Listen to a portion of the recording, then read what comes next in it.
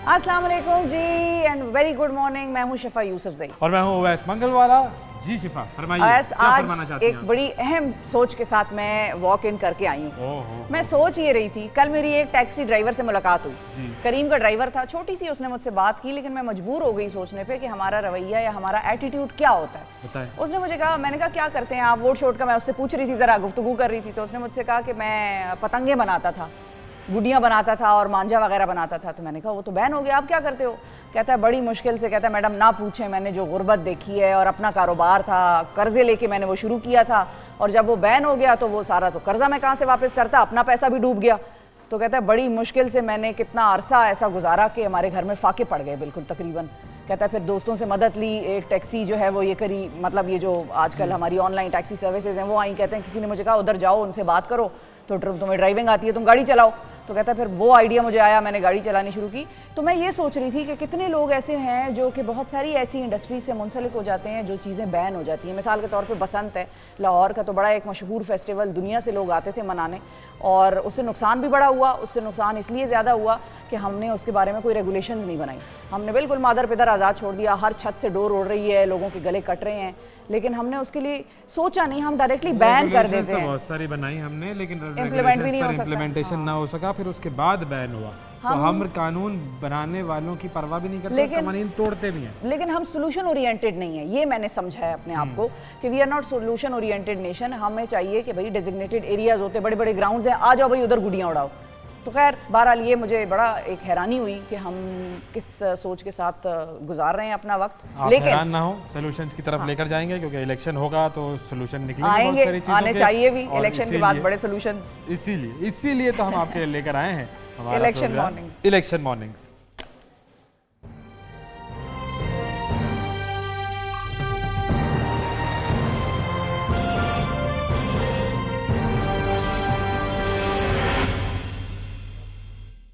जी, election mornings है ये और सॉल्यूशंस पर बात करेंगे, प्रॉब्लम्स पर भी बात करेंगे, बहुत सारी चीज़ों पर हमने बात करनी होती है। लेकिन बातों का आगाज़ कहाँ से होता है? वो होता है उस जगह से, उस टेबल से जिस टेबल पर बैठी होती है मारिया। अस्सलाम वालेकुम मारिया, क्या हाल है? ठीक ठाक है? पहले तो मैं आप लोगों के कलर से बात भाई देखें किस कंट्री के एजेंट आज आप लोग बने हुए मैं कहाँ एजेंट बना हुआ, मैं तो आपसे इंस्पायर हुआ हूँ। देखिए कल आपने ये तो काम मुझे किया हुआ नजर आ था। रहा है, ये इसका क्रेडिट मैं लूंगी कि Inspiration। आपसे इंस्पिरेशन शिफा ने और अवैस ने ली और बिल्कुल। आज ब्लैक पहना हुआ है। देखिए शुक्र करें हम आपसे इंस्पायर हुए हैं, एक्सपायर ना हुए। बट आपने हमें ये कलर याद दिलाया। सही नहीं लग रहा? बहुत ज़बर, मैं वही तारीफ करने लगी थी। अगेन हमेशा की तरह हर सुबह जिस तरह खूबसूरत फ्रेश लोग आप आते हैं, आज भी ब्लैक में छा गए हैं आप। बस हमने सोचा कि भाई आगे और छा गए आ गए तो छा गए और सबको खा गए। लेकिन ये कि देखें ब्लैक इज ब्यूटीफुल, ये बात तो तय है, नो डाउट। ठीक है, तो इसीलिए ब्लैक करना चाहिए। सुबह का वैसे कलर है नहीं है नहीं ब्लैक, हाँ हाँ बिल्कुल, लेकिन बट आपने बना दिया आप दोनों ने। लेकिन रंगों में रंग है और शायद बादशाह रंगी है। तो वो कोई हमारी एक सहेली थी, वो इसको बादशाह रंग कहती थी it can go with anything. अच्छा, हर कलर के जूतों के साथ, हर कलर की शॉल दुपट्टे के साथ काला जोड़ा चल जाता है। कभी मिलवाया नहीं आपने उनसे? मिलवाया उनसे ताकि हमें पता चले वाकई वो ये कहती है या नहीं कहती। सुन लो, मिल लेना कभी, ठीक है? मतलब हमें क्या पता कि वाकई वो ये कहती है या नहीं कहती। ये तो एंकर है, इनकी बात का क्या एतबार? बादशाह रंग, तो चलो हो सकता है, चलो ठीक है, आपकी हाँ, बात करेंगे तस्दीक कराएंगे इनकी बिल्कुल। लेकिन आज हमारे पास क्या है पता है भाई, खबरों में क्या है? हाँ, बच्चों के लिए बड़ी अच्छी खबर है। क्या खबर है? छुट्टियां आ रही हैं 6 से 9 तक। वो हो बच्चों की खुश हो बल्ले जाओ। होने वाली है। तो बच्चों की छुट्टियां ये क्यों हैं? छुट्टियां जब हाँ, इसमें कुछ नेशनल हॉलीडेज भी आ रहे हैं और फिर इलेक्शंस भी आ रहे हैं, बड़ा कुछ आ रहा है और एक तवील छुट्टियां जो बच्चे एंजॉय करने लगे फुल हैं। पार्टी मोड चलेगा Full बच्चों का party mode है। नाजरीन। तो छुट्टियां हैं कहाँ? पूरे पाकिस्तान की अलाउंस हुई है, क्या हुआ? जो कश्मीर वाली है वो तो सिंध वाली साइड पे है, यहाँ पर नहीं है, बट उसके बाद आगे जो फर्दर छुट्टियां हैं हाँ, वो कश्मीर की जो 5 फरवरी की छुट्टी होती है वो सिर्फ सिंध ने अनाउंस सिंध की ने है। announce की है। बाकी जो है पंजाब हुकूमत ने सूबे भर में 6 से 9 फरवरी तक तातीलात का ऐलान कर दिया है और 6 से 9 फरवरी तक तमाम निजी और तमाम सरकारी स्कूल्स, कॉलेजेस, जामियात ये सब बंद रहेंगी और ये जो 9:30 बजे स्कूल्स खोलने की पाबंदी है ये 3 फरवरी तक रहेगी। अच्छा, अब ये इन्होंने तो ऐलान कर दिया है कि 6 से 9 तक इलेक्शन के लिए बंद होंगे स्कूल्स, तो क्या बाकी पाकिस्तान में इलेक्शन नहीं होने क्या? वो अपनी अपनी हुकूमतें ऐलान करेंगी ना, हम अलग अलग हैं इस वक्त। नहीं तो अलग अलग तो है, लेकिन ऐलान तो सबको फेडरल करना गवर्नमेंट को है, चाहिए, इलेक्शन तो सबको। निगरान फेडरल हुकूमत को चाहिए कि एक ऐलान करके मुल्क भर में कंफ्यूजन खत्म कर निगरान दें। अगर नहीं भी कर रहा, उसका डोमेन नहीं है एजुकेशन, इस वक्त 18वीं तरमीम के बाद सूबाई डोमेन है, तो सब सूबों को पता है ना कि इलेक्शन होने हैं, तो भाई करो ऐलान, खत्म करो ये कहानी। इंतजार किस बात का करते हो? 4 फरवरी को ऐलान करेंगे कि 5 फरवरी की छुट्टी होनी है। हाँ, ये भी हो सकता है। वैसे वो छुट्टी जो आखिरी टाइम पर मिले ना, उसका उसका भी फ्लेवर ही और होता है। exactly, फ्लेवर की उसका बात भी मजा अलग होता है। माँ बाप कुछ प्लान नहीं कर सकते। हाँ, अगर आपने planning प्लान बात करना है कि हाँ। भाई ये 10 दिन है छुट्टी के, हमने इन 10 दिनों को इस तरीके से गुजारना है, तो उन्हें पहले से बता दो ना। कौन सी कोई इसके अंदर कोई रॉकेट साइंस आपने कोई सोचना है कि नहीं हमने छुट्टी देनी है या नहीं देनी। पंजाब हुकूमत जो है वो तेज़ चल रही है, फास्ट चल रही है। मोहसिन नकवी साहब जो है ना वो मौसम स्पीड पे चल रहे हैं। अच्छा, और 5 फरवरी को जो है वो यौम यकजहती कश्मीर के सिलसिले में कराची समेत सिंध भर में आम तातील होगी, तो ये छुट्टी का नोटिफिकेशन भी जारी हो गया है। और नोटिफिकेशन के मुताबिक 5 फरवरी को 10:01 के लिए खामोशी जो है 10 बजे जो है वो 1 मिनट की खामोशी होगी। इख्तियार की जाएगी। बिल्कुल, कश्मीर के लिए हम 1 मिनट की खामोशी करेंगे। तो ठीक है, मैं तो इस पे अपने खामोश हो जाए, खामोश हो जाऊंगी। जाए, बिल्कुल खामोश हो और जाए। इसके अलावा जो है वफाकी काबीना डिवीजन जो है उन्होंने साल 2024 में होने वाली जो सरकारी छुट्टियां उनका भी एलामिया जारी किया है। हो भाई 23 मार्च को छुट्टी है, जी हाँ। मैंने कहा बता दूं। हाँ उसमें अच्छा, है 23 मार्च को छुट्टी यौम है। बिल्कुल, पाकिस्तान, यौम पाकिस्तान जिंदाबाद। है, बिल्कुल थोड़ी फिर स्पीड ईद में की चलेंगे छुट्टियां हम, होगी, ठीक है। ईद की छुट्टियां हैं भाई, ईद उल फितर की छुट्टियां 10, 10, 11, हाँ 12 भी आएगी, 12 भी होगी, 12 10, अप्रैल 11, को भी होगी। 3 दिन है वैसे, हम टरू भी मनाते हैं। हाँ। ठीक है, लाहौर वाले टरू से वाकिफ हैं, तो हम टरू भी मनाते हैं। और है भाई, ये है 3 दिन तक होती है, ये हमेशा हाँ, और होती क्या, है। पता नहीं। लाहौर में क्या पूरे पाकिस्तान में होती है। नहीं, आपने बोला नहीं ना तीसरे दिन का, मैंने इसलिए तस्दीक वो हमारा प्रॉम्प्टर वाला स्लो चल रहा था ना। स्लो चल रहा है भाई, हमें सुनो।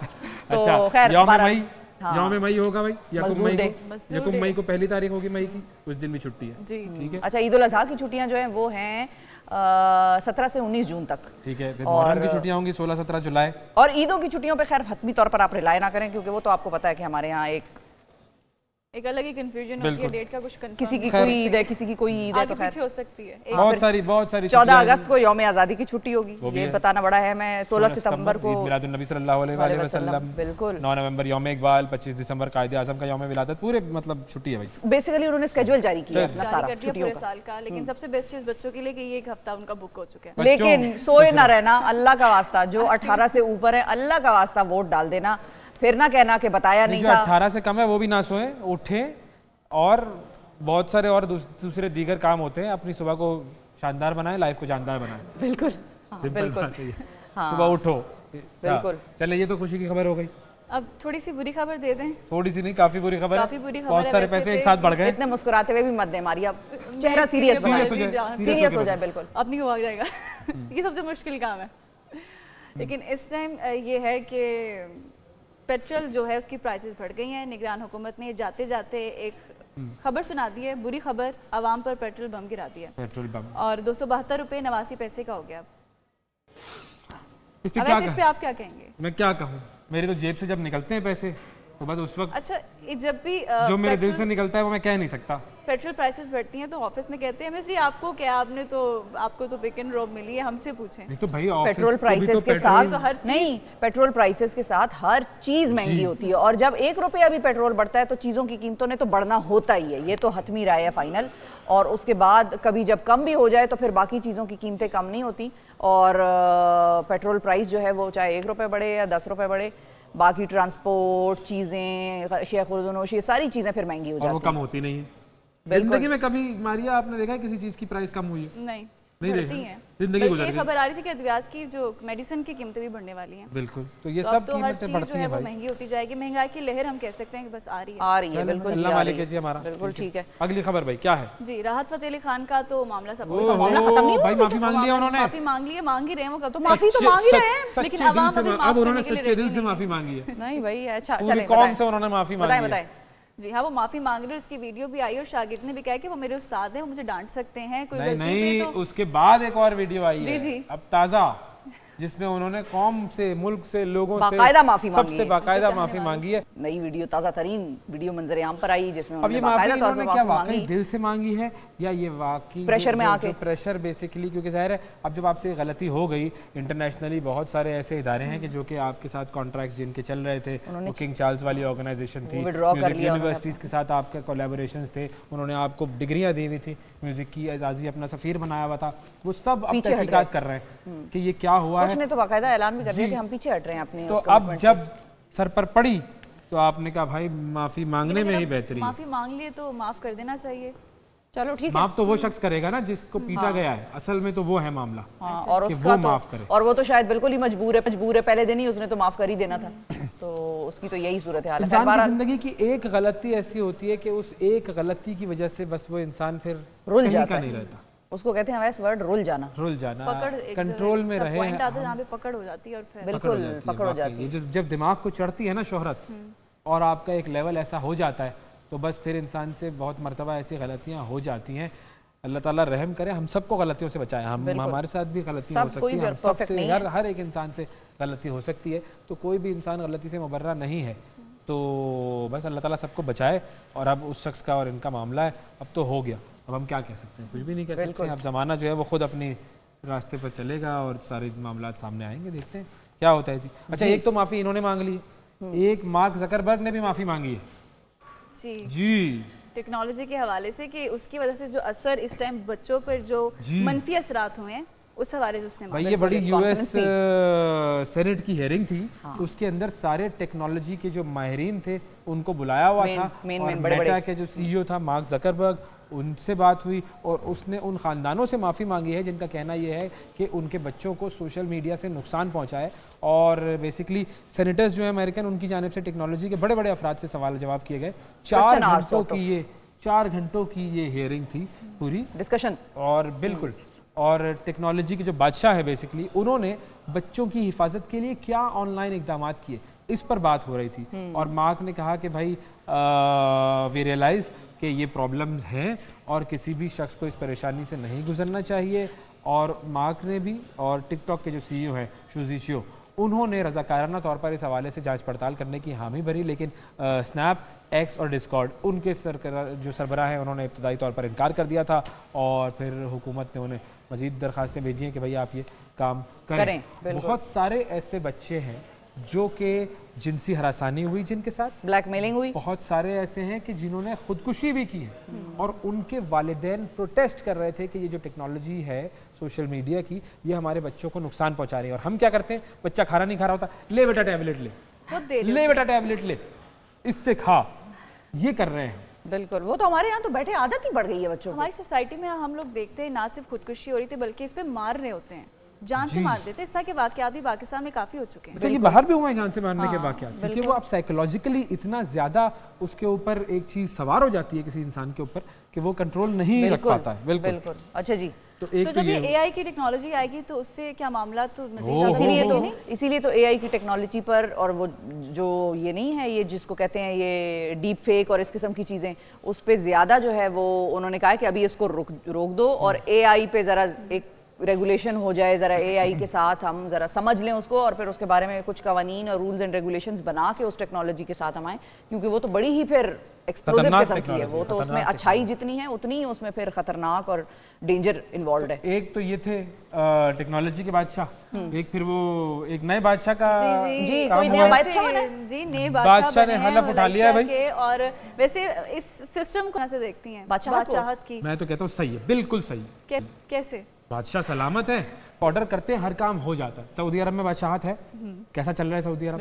जबरदस्त चल रहा है। तेल भी तो उनके पास बथेरा है, यूएई सिर्फ बादशाह थोड़ी चला रहा है। अभी ये मलेशिया वाले जो हैं, मलेशिया वाले बन गए हैं बन गए हैं भाई, बिल्कुल। लेकिन तो है भाई, कौन? अच्छा कुछ कौमें बादशाहत के ही जेर असर रहती हैं। सही, हमारे यहाँ भी तो चल रही थी ना। पूरे बर्रे सगीर की तारीख क्या है?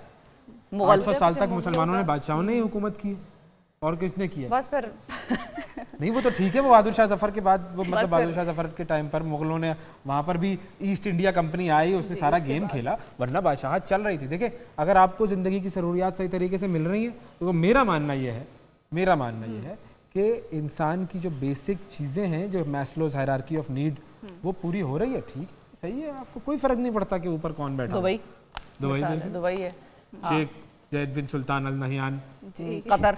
कतर, ओ हो। तो मतलब ये बहरहाल। सारी सूरत हाल ऐसी है। लेकिन मैं आपको बताती हूँ कि असल में कहानी इनकी है क्या। हाँ। मलेशिया के जनूबी रियासत जौहर से ताल्लुक़ रखने वाले जो सुल्तान इब्राहिम हैं, उन्होंने मलेशिया के बादशाह की हैसियत से हलफ उठा लिया है। वैसे ये जब बादशाह बन जाते हैं तो फिर हलफ कैसे, क्या उठा लिया? रुक जाओ कौम भाई, से सुनो तो वफादारी सही। का, कौम से वफादारी का हलफ? मतलब बादशाह का भी एक हलफ होता है। या जो जनरेशंस चलती हैं तो जब वो एक ऑथ कुछ हाँ होगा ऐसा कुछ। चलो ठीक है, मान लेते हैं। कुआलालंपुर के महल में हुई हाँ, तकरीब भाई, और उसमें उन्होंने बिल्कुल। हलफ उठाया, बड़ा कौमी जबरदस्त। महल में ये तकरीब हुई और बतौर बादशाह हलफ उठाया। अच्छा, हालिया बरसों में मलेशिया की बादशाहत के असर और रसूख में इजाफा हुआ है। बेसिकली वहाँ पर सियासी अदम इस्तेकाम बहुत था, जी। तो उन्होंने कहा कि बादशाहत जो है वो बेसिकली अपने सवाबदीदी इख्तियारात इस्तेमाल इस्तेमाल करेगी करेगी। और इस जो केओस फैला हुआ है उसको रोकेगी। हर 5 साल के बाद शाही खानदान का सरबराह, बादशाहत भी 5 साल की है। 5 साल, ये अच्छा, ये इनकी तो हाइब्रिड, combination है। वैसे नहीं, हाइब्रिड बादशाहत है, इसको हम regime हाइब्रिड चल रही है रिजीम यहाँ चल रही है वहाँ पर, वो कहेंगे। और ये जो है इस किस्म का सिलसिला वहाँ पर जारी है। सरबराह बादशाह बन जाते हैं हर 5 साल बाद। और सुल्तान इब्राहिम अल सुल्तान अब्दुल्ला, सुल्तान अहमद शाह के जानशीन थे। और जो बादशाह की हैसियत से अपनी 5 साल मुद्दत जो है वो पूरी करने के बाद अपने आबाई रियासत पहांग वापस आ रहे हैं और वहाँ वो अपनी पहांग रियासत की क़यादत करेंगे। बिल्कुल। बादशाह जो है वो अब जाके सिर्फ अपनी रियासत की क़यादत करेगा। सूबाई ये सूबाई assembly वज़ीर आला बन गए, समझ लीजिए। हाँ। अच्छा, मलेशिया में बादशाह को आम तौर पर खुदा का मुकर्रर करदा बादशाह कहा जाता है बेसिकली, कि भाई उन्होंने बेसिकली हमारे लिए ये शख्स को चुना है। अच्छा, ताहम हुकूमती जो उमूर हैं वो बादशाह बड़े पैमाने पर रस्मी किरदारी अदा कर रहा होता है। हुकूमत के तमाम इंतजामी इख्तियारात जो हैं वो वज़ीर आज़म और पार्लियामेंट के पास होते हैं। तो हाइब्रिड ये है, हाइब्रिड है, बाकायदा तौर पर बड़ा हाइब्रिड है। और ये वेस्टमिंस्टर मॉडल की तरह ऑपरेट कर रहा है। क्वीन, फिर किंग, बरतानिया आ गया। बरतानिया, मैं यही सोच रहा था, सुबह से 9 बजे से प्रोग्राम शुरू किया, मैं बरतानिया का नाम मैंने बादशाहत की बात की लेकिन ये वहां तक गई नहीं। मैं आ गई, मैं पहुंच गई। कब दरअसल जाएंगे मैंने वहाँ पे? इसलिए उसको मेंशन किया कि मैं चाह रही थी लोगों को जरा बेहतर तरीके से समझ आए कि देखें, बरतानिया में क्वीन भी है, वो क्वीन तो थी, किंग भी है, और पार्लियामेंट और उनका जो हाउस ऑफ कॉमन्स है और लॉर्ड्स है वो भी है। तो एक तरफ रियासती उमूर है जो आम लोग चलाते हैं, इलेक्ट होके आते हैं, और दूसरी तरफ वो है जो एक सिंबॉलिक, उस पर वैसे बड़ी तनकीद भी होती है उनके अखराजात पे, तो वाह एक तनकीद बहुत होती है। बड़े पाकिस्तान के रिलीजियस स्कॉलर गुजरे हैं, उन्होंने एक लफ्ज़ इस्तेमाल किया था जो बरतानवी बादशाहत है उसके लिए। उन्होंने कहा था इट इज़ द रॉयल जू, क्योंकि आप जाकर देखते हैं कि अच्छा बस ये क्या है, हर किस्म का वहाँ पर जो है वो दस्तयाब है, एंटरटेनमेंट देखने के लिए है वो, मामलात तो वो चला रहे हैं सारे जो उनकी असेंबली वाले हैं। तो बहरहाल हाँ, खैर बादशाह जो है मलेशिया का, वो हुकूमत और मुसल्लह अफराज का जो है वो महज बराए नाम ही सरबराह होता है और उसे इस्लाम और मलेशिया की रवायात का मुहाफिज समझा जाता है। तो ये बेसिकली वहाँ की अच्छा, ये जो इनके बादशाह है ना, इनकी तो बड़ी वो वीडियोस हैं भाई। अच्छा, वो हो गाड़ियों की कलेक्शन है इनकी। ओह अच्छा, तो दिखा सकते हैं क्या? मोटरसाइकिलों की कनेक्शन है इसकी जबरदस्त किस्म की। अच्छा, हार्ली अच्छा। डेविडसन पे बैठ के, हार्ली बाइक पे बैठ के गरीबों में ये वो तकसीम कर रहे अच्छा, थे भाई। हाँ, बड़ा इन्होंने अच्छा। तो मशहूर बंदा है बहुत जी। दौलत तो खैर बादशाह के पास क्या है, दौलत होगी, उनके पास क्यों नहीं, इस हो तो होंगे ही होंगे। अच्छा, दौलत से याद आया, कभी आपने क्रेडिट कार्ड खाया है? हाँ? क्रेडिट कार्ड खाया है? अब ऐसा हम लगती होंगी आपको लेकिन है नहीं। अच्छा, ये क्या बात की आपने? क्रेडिट कार्ड से बिल पे करके कुछ खाया है? हाँ, ऐसा तो किया है, लेकिन आप क्रेडिट कार्ड भी खा जाते हैं जी। ये मैं आपको बता रहा हूँ, इंसान इस वक्त जिस दौर में रह रहा है, माइक्रो प्लास्टिक्स इतने बढ़ गए हैं हमारी आबो हवा में कि हम एक हफ्ते भर में एक क्रेडिट कार्ड के जितना प्लास्टिक खा जाते हैं जी, आपको पता भी नहीं चलता। ये पूरी तहकीक हुई है हालिया, इंसानों के फेफड़ों के माइक्रो प्लास्टिक्स का जो इन्होंने चेक किया, तो 1950 में माइक्रो प्लास्टिक्स की पैदावार थी 0 टन। 2019 और 2020 में ये शरह बढ़ गई है और अब 500 टन हो गई है।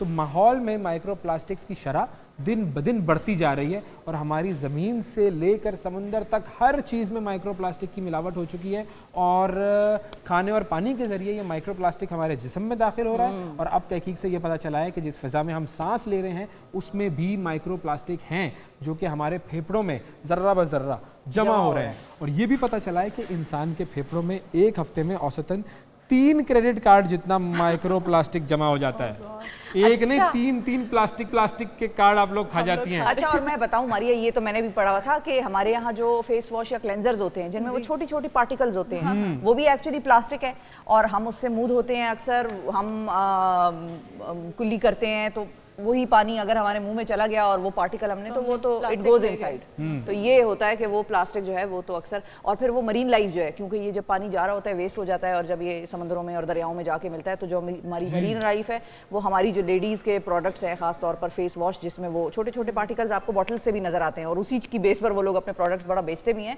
वो उन बेचारी मछलियों के पेटों में चली जाती है चीज़ पानी से। मछली आप लोगों के पेटों में जा अब रहा तो है हमारे plastic अपने भाई। जा रहा है बिल्कुल। इतना उनका ना क्रेडिट ख्याल कार्ड करें तो अपना खाती हैं ये करें। खवातीन, इतना क्रेडिट कार्ड खाती But सारे goes मेरे around, 3-4 comes खा around, गए, हम खत्म लोग- हो गई। हम लोग ही जरिया बने और फिर हमारी तक ही वो जा रही है चीज़। बिल्कुल बिल्कुल, तो ये हो रहा है भाई, प्लास्टिक खा रहे हैं आप लोग, सही है। सोच ले। ठीक तब जब है। आप क्रेडिट कार्ड देखें ना तो आप सोचें यार ये तो मैं खा चुका हूँ। अच्छा अब तो यही ख्याल आएगा जब भी क्रेडिट कार्ड देखेंगे। वाकई बिल्कुल। वाकई। अच्छा, आगे क्या हो रहा है? आगे हम लोग ट्रेंड्स की तरफ जाएंगे। आगे एक और खबर है जी, साइंसी खबरें मैं लेकर आता हूँ इस प्रोग्राम में, याद रखिएगा। जी, ये साइंसी खबरों का साइंसी डिपार्टमेंट है। खबरों का मामला है, क्रेडिट कार्ड हो गया या मार्क सितारों जकरबर्ग से हो गया। आगे सितारों से आगे जहाँ और भी हैं। हैं अभी इश्क के इम्तिहान इम्तिहान और भी हैं। बिल्कुल, ये अल्लामा इकबाल ने कहा था, मैं कोई इश्क नहीं कर रहा हूँ। सबसे बड़ी जो टेलीस्कोप है जेम्स वेब, उसने 19 नई कहकशाओं की तस्वीर ली हैं। 19 नई, जो हम समझते हैं ना कि हम इंसान बड़ा तुर्रम खान है, ज़रा इस कायनात की वसत पर गौर करें, फिर उससे पता चलेगा कि खुदा ने क्या क्या तख्लीक किया हुआ है और उसकी जो इंसान की मिसाल है वो ज़रा एक ज़र्रे से भी कम है। ऐसा ही कुछ है। भी नहीं है हम, लेकिन हम बस क्या बातें करते हैं। खैर, तो ये 19 नई कहकशाओं की तस्वीर जारी की गई हैं और ज़मीन से सबसे करीब जो कहकशा है वो है NGC 5068 और ज़मीन से ये तकरीबन, बस ये थोड़ी सी करीब ही है, 1.5 करोड़ लाइट ईयर्स के अच्छा बस फासले इतनी पर ही है। करीब रहे, हाँ हाँ, ज्यादा बिल्कुल। करीब ना आए। सबसे दूर जो है वो 6 करोड़ लाइट ईयर्स के फासले पर है और सबसे करीब जो है वो 1.5 करोड़ लाइट ईयर्स के फासले पर है। तो बस कभी जाना हो तो चक्कर लगाइएगा आप टिकट- लोगों को तो बाहर जाने का बड़ा शौक है। हम बरतानिया तक जाएंगे वैसे, हम टिकट इतना आप दें, बाहर। हमें दिलवाएं उधर का स्पेस वेस का, तो फिर हम देखते हैं, सोचते हैं सही उसकी है, तरफ। तो वो एलोन मस्क की कंपनी है ना, वो क्या है जो SpaceX, SpaceX वो लेकर बिल्कुल, जाते हैं। बिल्कुल, हाँ। तो किसी दिन आप लोग प्लान बनाते हैं फिर। प्लान कर मैं लें। बता रही हूँ, ये चाह रहा है कि ये दोनों तो निकले ना इधर से, फिर मैं, अच्छा हाँ मैं बता रही हूँ, कुर्सी ये के ना पीछे ये है, ना ये समझना। कुर्सी के पीछे है। बिल्कुल। चलें फिलहाल हम निकलते हैं यहाँ से, एक छोटा सा वक्फा लेते हैं, वक्फे के बाद दोबारा हाजिर होंगे और इलेक्शन मॉर्निंग्स में आपको दोबारा खुशामदीद कहेंगे एक ब्रेक के बाद।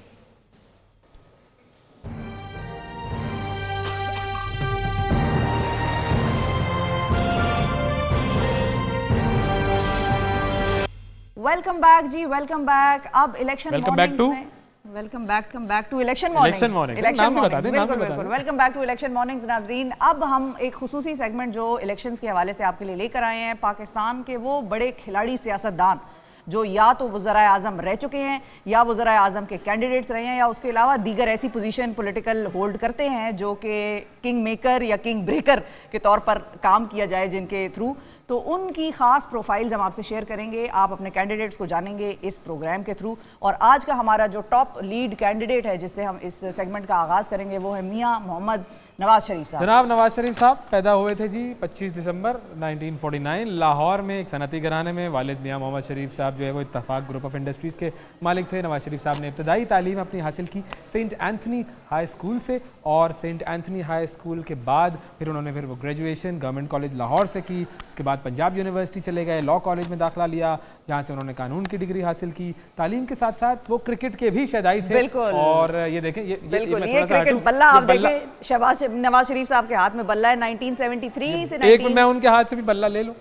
वापस आइए जरा। अच्छा 1973 से 74 में पाकिस्तान रेलवेज की जानिब से फर्स्ट क्लास क्रिकेट खेल चुके हैं। और अगर आप पाकिस्तान क्रिकेट बोर्ड की ऑफिशियल वेबसाइट पर जाएंगे तो वहां आपको नवाज शरीफ साहब के फर्स्ट क्लास क्रिकेट करियर का रिकॉर्ड भी मौजूद मिलेगा। जिसके मुताबिक 1973-74 में उन्होंने PCCB पेट्रन्स ट्रॉफी के क्वार्टर फाइनल में भी शिरकत की थी और इस मैच में नवाज शरीफ साहब ने PIA PIA के खिलाफ बैटिंग की थी और ताहम वो बगैर कोई रन्स बनाए जो हैं वो आउट हो गए थे, आउट जीरो हो पर। गए थे, बिल्कुल जीरो ठीक पर। है। लेकिन 70 की दिहाई में जुल्फ़िकार अली भुट्टो की हुकूमत ने जब अपनी नेशनलाइजेशन पॉलिसी के तहत कई सनतों को सरकारी तहवील में लिया तो नवाज शरीफ या शरीफ खानदान भी इससे मुतासिर हुआ और शायद यही वजह थी कि वो भुट्टो के खिलाफ जो है जद्दोजहद करने वालों में शामिल हो गए। 1977 में जब जनरल ज़ियाउल हक ने पीपल्स पार्टी की हुकूमत का तख्ता उल्टा तो भुट्टो के दीगर मुखालफीन की मानन शरीफ खानदान ने भी सुख का सांस लिया अच्छा, अब ये ज़िया साहब का जो दौर था ये मार्शल था, जहां भुट्टो की अफसोसनाक फांसी पर जब वो मामला पहुंचा तो वहीं पर शरीफ ख़ानदान को उनका कारोबार दोबारा वापस मिला। यही वो वक्त था कि जब नवाज शरीफ को सियासी मैदान में पहली बार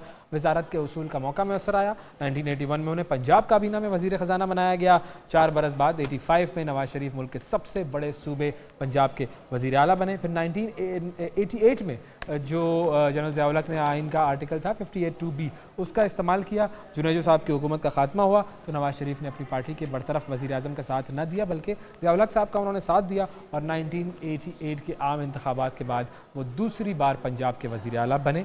और उनके जो सियासी मुखालिफिन थे उनके मुताबिक नवाज शरीफ ने मुबैना तौर पर छांगा मांगा में अरकान असम्बली को बिठाया था और फिर वहाँ पर जो मामलात हुए थे, बहरहाल वो बड़ा लंबा एक मामला है, इसको जो है वो छांगा मांगा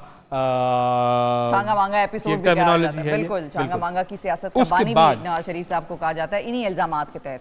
1990 में IGI बनाई जी, बिल्कुल, इस्लामी जमहूरी इत्तेहाद बनाया। उसके प्लेटफॉर्म से पहली बार मुल्क के वज़ीर आज़म बनने में कामयाब हुए और ये वो इलेक्शन था जिसमें कि इस्टेब्लिशमेंट पर सियासतदानों में पैसा बांटने का भी इल्ज़ाम उस वक्त के सियासतदान लगाया करते थे।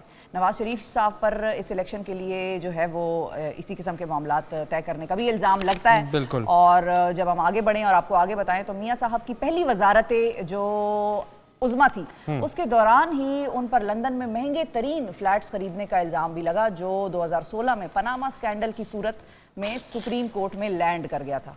18 अप्रैल 1993 को सदर गुलाम इसहाक खान ने आइन के आर्टिकल 58(2)B का इस्तेमाल करके नवाज शरीफ साहब की हुकूमत का खात्मा कर दिया।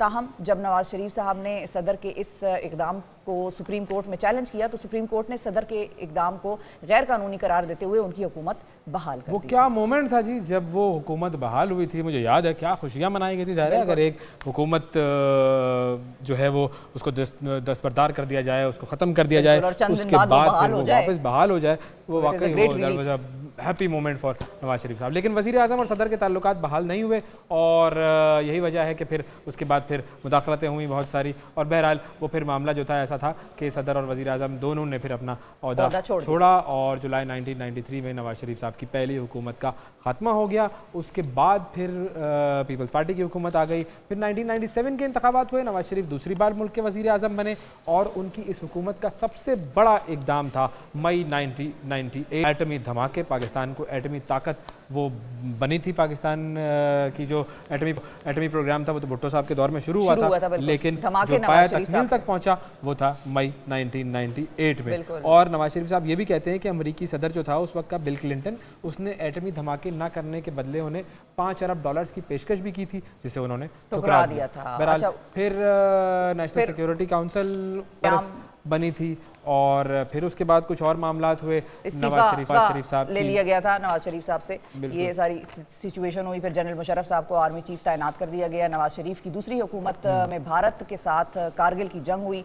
बाद में जो आर्मी चीफ थे उस वक्त के जनरल मुशर्रफ और वज़ीर आज़म के माबैन ताल्लुकात में शदीद जो है वो बिगाड़ पैदा हो गया और जिसके नतीजे में 12 अक्टूबर 1999 को फ़ौज ने इक़्तिदार कब्जे में लेकर नवाज शरीफ साहब को हिरासत में ले लिया और बहुत सारे केसेस चले, सजा याफ्ता हुए और फिर दिसंबर सन 2000 में वो चले गए जिला वतनी करके बाहर चले गए और वो सऊदी अरब चले गए थे वहाँ पर। फिर उसके बाद वो वापस कब आए जी? नवंबर 2007 में। और जब वो वापस आए जिला वतनी खत्म के पाकिस्तान वापस आए तो फरवरी 2008 के आम इंतखाबात के बाद उनकी जमात ने पहल पीपल्स पार्टी के साथ मखलूत हुकूमत बनाई, मगर बाद में जरदारी साहब की जानिब से जजों की बहाली का वादा पूरा ना करने पर हुकूमत से अलग हो गए। पाकिस्तान पीपल्स पार्टी हुकूमत से ताल्लुकात की खराबी के बाद फरवरी 2009 में सुप्रीम कोर्ट ने जो शरीफ बरादरान हैं उनको इलेक्शन लड़ने के लिए नाअहल करार दे दिया था, जिसे नवाज शरीफ साहब ने PCO जज की जो है वो कार्रवाई करार दिया। बहरहाल फिर जब जजेस जो हैं वो बहाल हो गए, मुशर्रफ साहब की जानिब से जो बरतरफ थे जज वो बहाल हुए, तो फिर नवाज शरीफ की शहबाज शरीफ की अहलियत बहाल हुई। सुप्रीम कोर्ट ने दोनों भाइयों के खिलाफ माजी में बनाए गए केसेस ख़त्म किए। 2013 के आम इलेक्शंस हुए, नवाज शरीफ तीसरी बार पाकिस्तान के वज़ीर आज़म बन गए। उस दौर में जहाँ पर लोड शेडिंग का खात्मा हुआ वहीं पर उनकी सूरत हाल भी बेहतर हुई। तमाम 2016 में फिर पनामा स्कैंडल आया और पनामा स्कैंडल के बाद उसकी लपेट में आ गए। बिल्कुल। तो ये देखें तवातुर के साथ नवाज शरीफ साहब के साथ ये हुआ है कि उनकी हुकूमतें आई हैं और फिर वो गई हैं, आई हैं और गई हैं। मतलब नहीं, अभी तो हम इनकी बात कर रहे हैं ना, मतलब इनकी बात करें। बिल्कुल ज़ाहिर है जब हम एक अलग सियासत पाकिस्तान की वो जो दायरों का सफ़र है वो वाला सिलसिला है। बहरहाल मामला फिर सुप्रीम कोर्ट तक पहुंचा, जिसने तहकीकात के लिए GIT तश्कील दी। तहकीकात के नतीजे में सुप्रीम कोर्ट ने जुलाई 2017 में नवाज शरीफ नाअहल करार दे दिया। फिर पनामा GIT इंकशाफात के बाद उनके खिलाफ नैब में कई केसेस खुल गए और जुलाई 2018 में आम इंतखाबात से कबल एहतिसाब अदालत ने नवाज शरीफ के खिलाफ फैसला दिया, जिसके बाद उन्हें गिरफ्तार कर लिया गया। फिर नवंबर 2019 में वो इलाज के खर्च से 4 हफ्तों के लिए लंदन गए 4 साल वहाँ पर रहे और उसके बाद फिर अब वो 2023 में 2023 को पाकिस्तान लौटे हैं और अब इलेक्शन है और इलेक्शन में वो वजारत उज़्मा के उम्मीदवारों में सबसे टॉप पर हैं, चौथी बार वज़ीर आज़म बनने के लिए। तो 8 फरवरी के इंतखाबात जो हैं उनकी तरफ भी हम बढ़ रहे हैं। रोज़ाना की बुनियाद पर हम आपको इन बड़ी से मुतारफ़ कराते रहेंगे ताकि आपको याद आए कि आप किसको किस लिए वोट दे रहे हैं। और ये थे जी मियां मोहम्मद नवाज शरीफ साहब। वक्फा लेते हैं, वक्फे के बाद दोबारा हाजिर होंगे।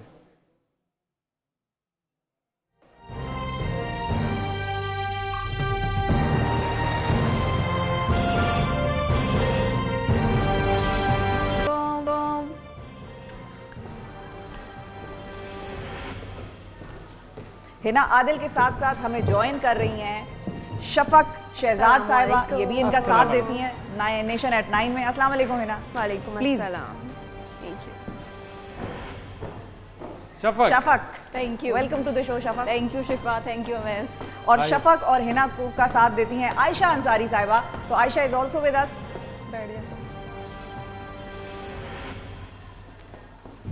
अस्सलाम वालेकुम आयशा। Good morning. आए आयशा, क्या तशरीफ बात है, ये क्या हुआ क्या है, ये आज क्या खवातीन का कोई ट्रक उल्टा है बाहर जो आपने सबको एक साथ बुला लिया या मैं देख कर रहा हूँ कोई और रह तो नहीं गई है?